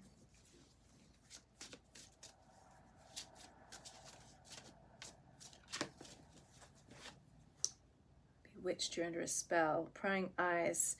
Someone has their eyes on you. Fudge. Bewitched, you're under a spell. These may be literally casting spells on you or keeping you trapped, enmeshed, tangled, keeping you hostage almost. That was something. Prying eyes. Someone has their eyes on you. Somebody's always watching you. What I'm getting with the Let Loose card that came out, seek alternative solutions. I watched this movie called Promising Young Woman. It was really good. And it was about this woman who would go to bars every weekend, go to a bar and pretend to be like so intoxicated they can't even move. 5111 on the timer. They pretended to be so intoxicated, like drunk down, like can't open their mouth, can't talk, can't like do anything. There's mumbling and like super waste. Just she would pretend this and wait for an unsuspecting man to take her home, offer to drive her home, and then takes her to his place where he like almost tries to do something not good. And just as he, this movie's twisted, but like just as he's like pulling down her panties, she goes, what are you doing? And then he's like, oh, nothing, like nothing. And then she sits up all serious, all sober. What are you doing? Right? And the guys are like, oh, nothing. I thought you were like into this and whatever. Ugh, gross. So it's a good movie. Oh my God, battery. Okay, I gotta end this. Anyway, so I think that there's a message here for somebody. Like, if people are constantly watching you, I don't know, this witch in the woods, are you like in the middle of the woods? Like in a house somewhere where you can't escape? Or this is like, it's deer there, it's magic. Or you need to retreat and like leave and find safe harbor. This could be a message of like, witch of the woods. It's watching you. It could be a message for me to stop talking. I don't know.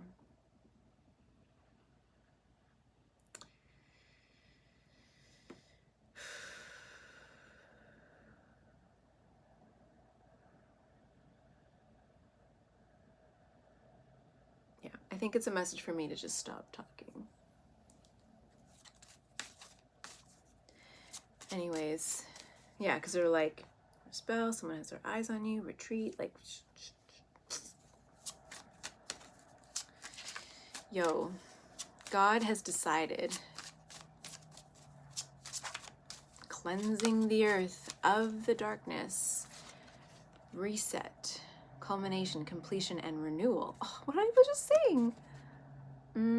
Look at this. Look at this powerful being up there on that beast. Look at that beast. Oh, man.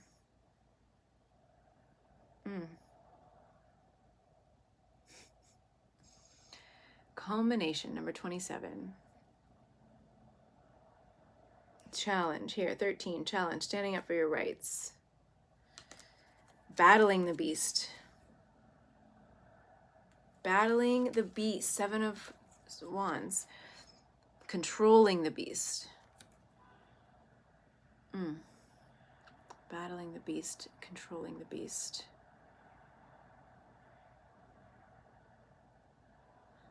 Completion and renewal. Yeah. After this, like something's going to happen. I don't know what. There's something that is going to shift. There's a shift and they're not really showing me what it is. I think probably because I'm not supposed to. 55 on the timer. Oh, 555 on the clock. Big changes. They won't tell me what the shift is or like how to recognize it. I think the message really is about like keeping your eyes open.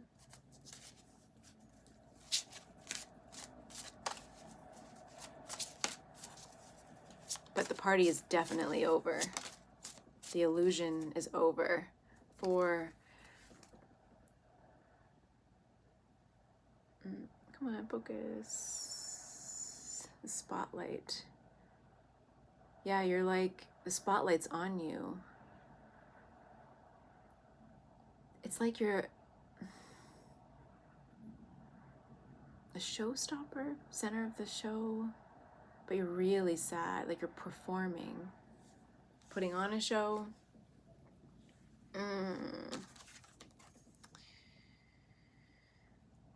19,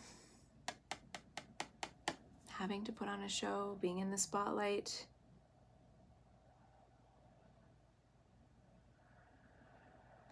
You know, when you're standing on stage and the spotlight is shining in your face, you can't see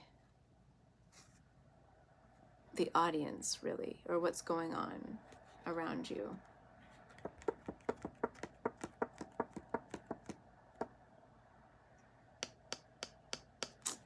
Take that as it resonates.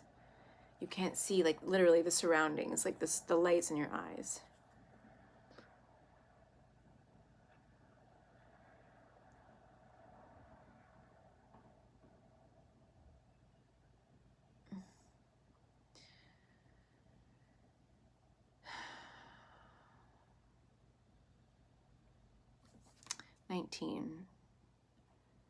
So 9 plus 1 is 10, comes down to 1.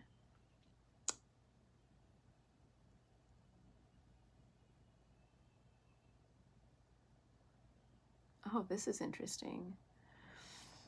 It's similar. It's like there's this maze, right? This queen here looking out at her land. And there's this prince, this person over here. But she's not looking directly at him. There's eyes though, like there's eyes everywhere. So there's like this eye looking at the prince. She's not necessarily looking directly at him. She's looking over here at whatever's going on over there. And there are eyes here, but they're like mechanical. They're like, like cameras.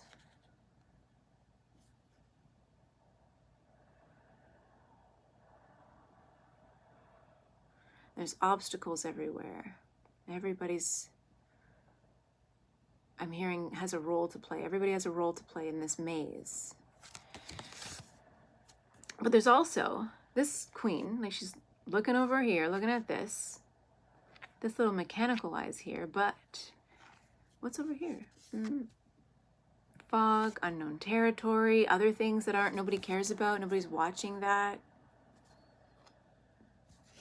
It's in the clouds, it's in a dark spot, in a gray spot, in like a blackout area where there's no cameras. I don't know, man. Take that as it resonates too. All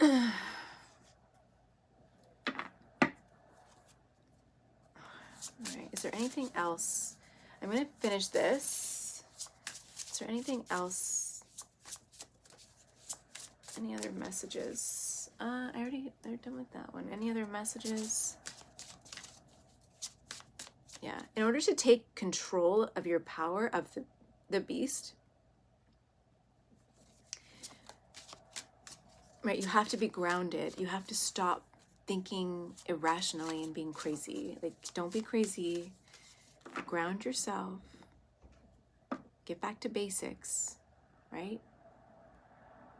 1 step, 2 step, 3 steps, 4. 1, 2, 3. 1 foot in front of the other. Back to basics. Witch's brew. Man, seek an alternative solution. There's a spider there. Witch's brew.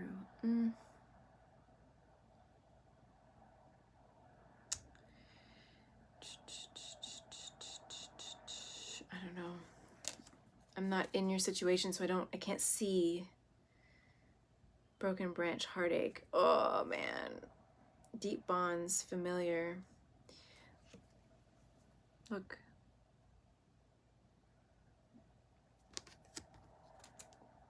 It's like a wolf.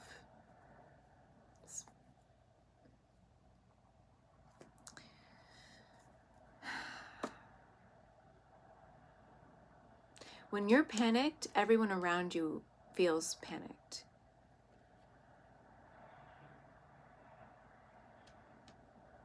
You might be trying to send out smoke signals, but the smoke signals are getting lost in translation.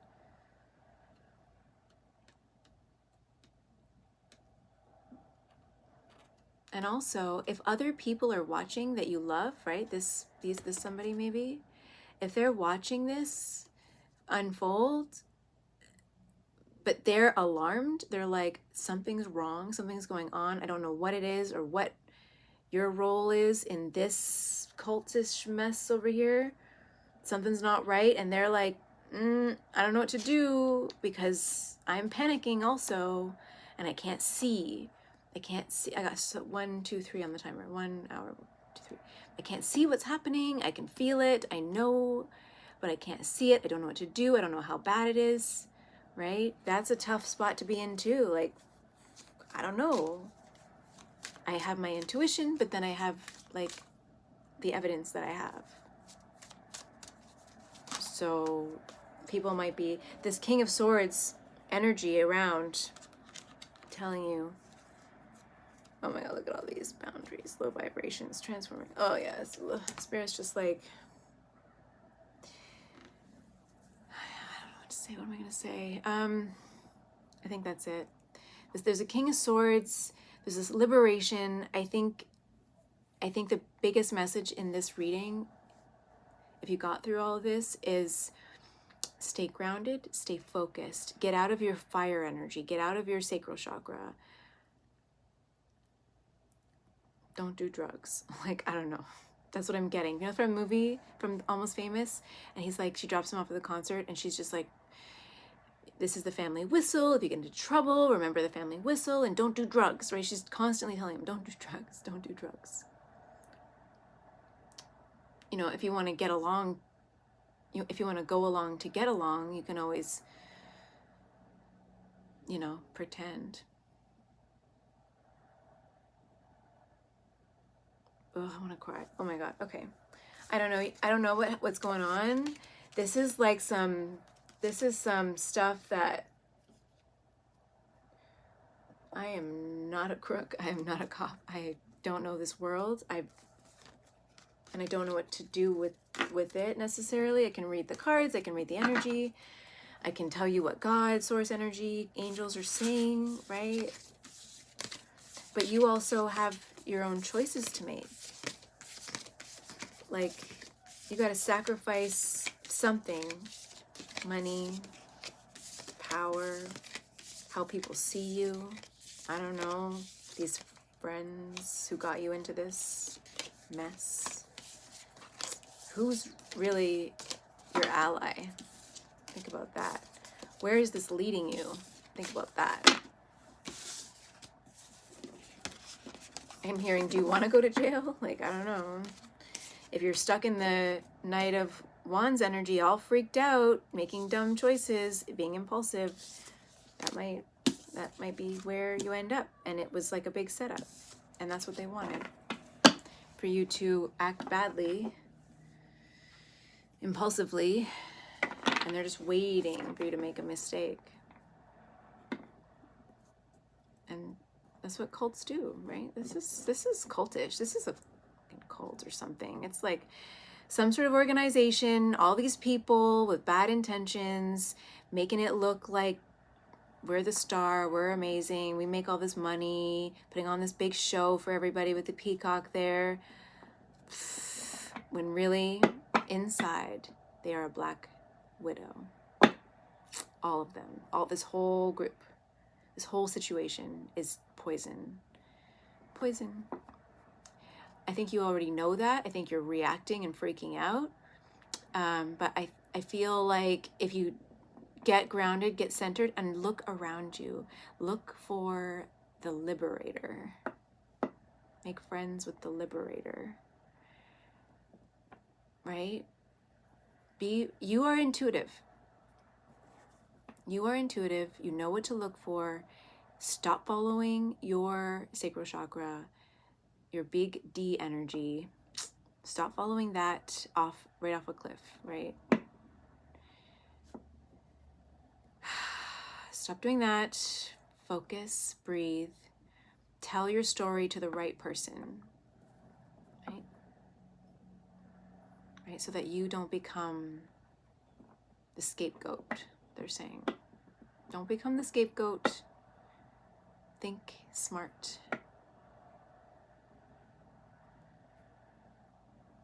I think that this liberator person knows a lot, but like,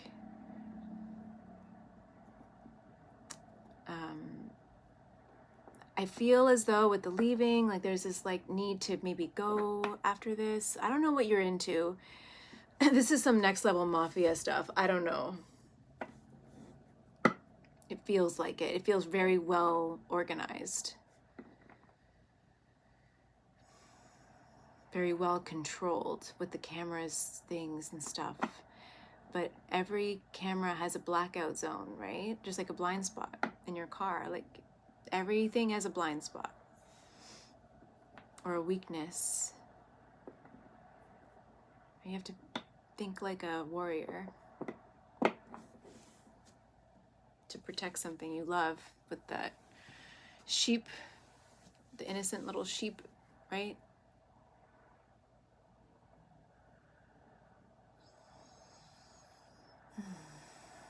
All right.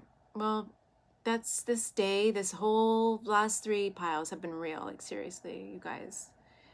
I don't know what's going on, but like, this is some heavy stuff. It's Halloween.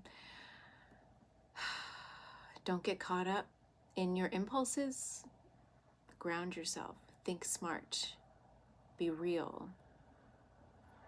what's real, what's not real, right?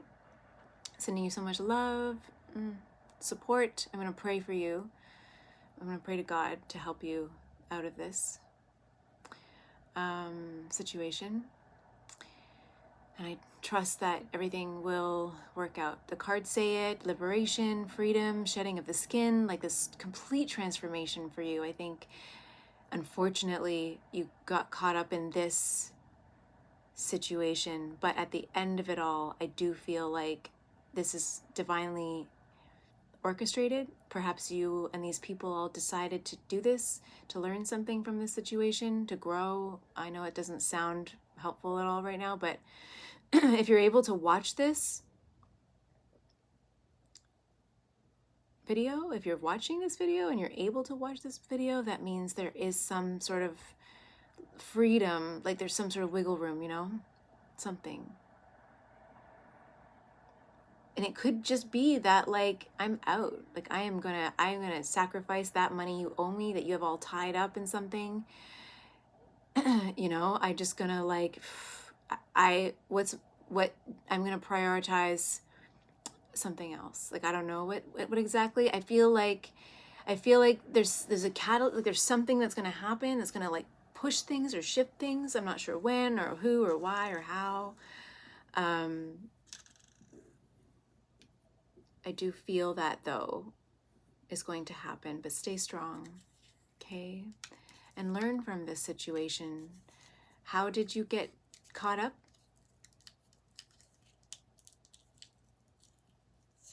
You know, what was it that you were looking for when you met these people? And how can that be met in other ways or with other people, right? I don't know, hun, but sending you love, a big spiritual, soulful hug, and comment below. Let me know if, I don't know, that seems so trite and silly to say, but man,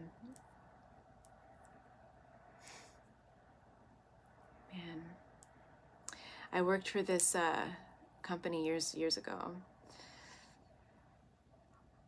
and something was happening, right? They were stealing money from people. Man, it was horrible. And I put it all on the line. You know what? Sacrificed connections. I burned bridges. I sacrificed so much of my life, success, money for years. I couldn't do it to the people. I posted a blog. I was like, don't trust these people. Like, this is a bad deal. Don't do it. Don't do it. Don't do it. Bad intentions. These people, you can't trust them. And I worked closely with them for years. But you know what? At the end of the day, I was like, no. You can't do this to people. You can't do this to people. No way.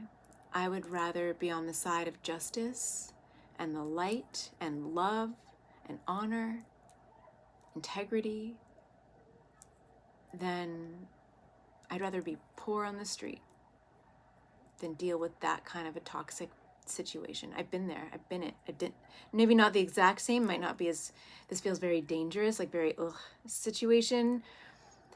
Like you have to be more cautious about what you do, but I've been there where I've had to sacrifice my comfort, money, potential. And it really affected me for a long time, but I would not, looking back, I would make the same choice over and over and over and over and over and over and over and over and over again. I would do it in a heartbeat, no questions.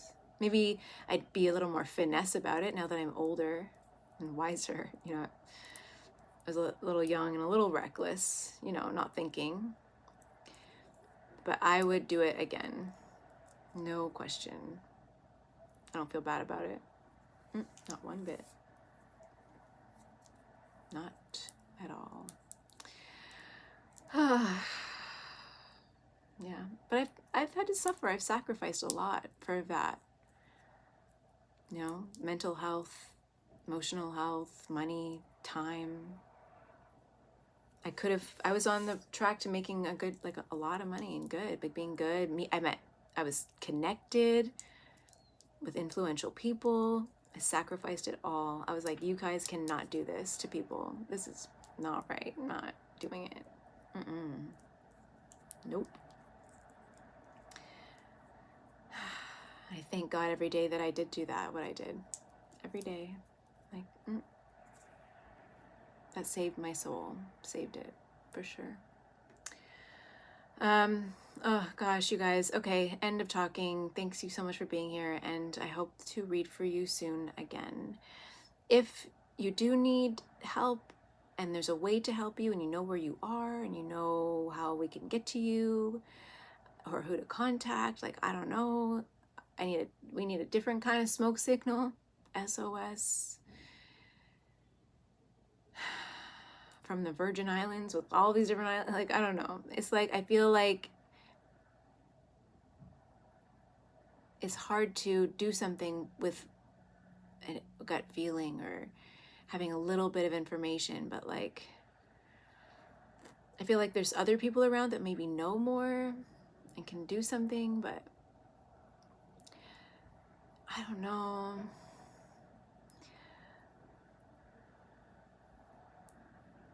They're not really showing me. They won't show me, like, there's clouds. It's like cloudy, dark.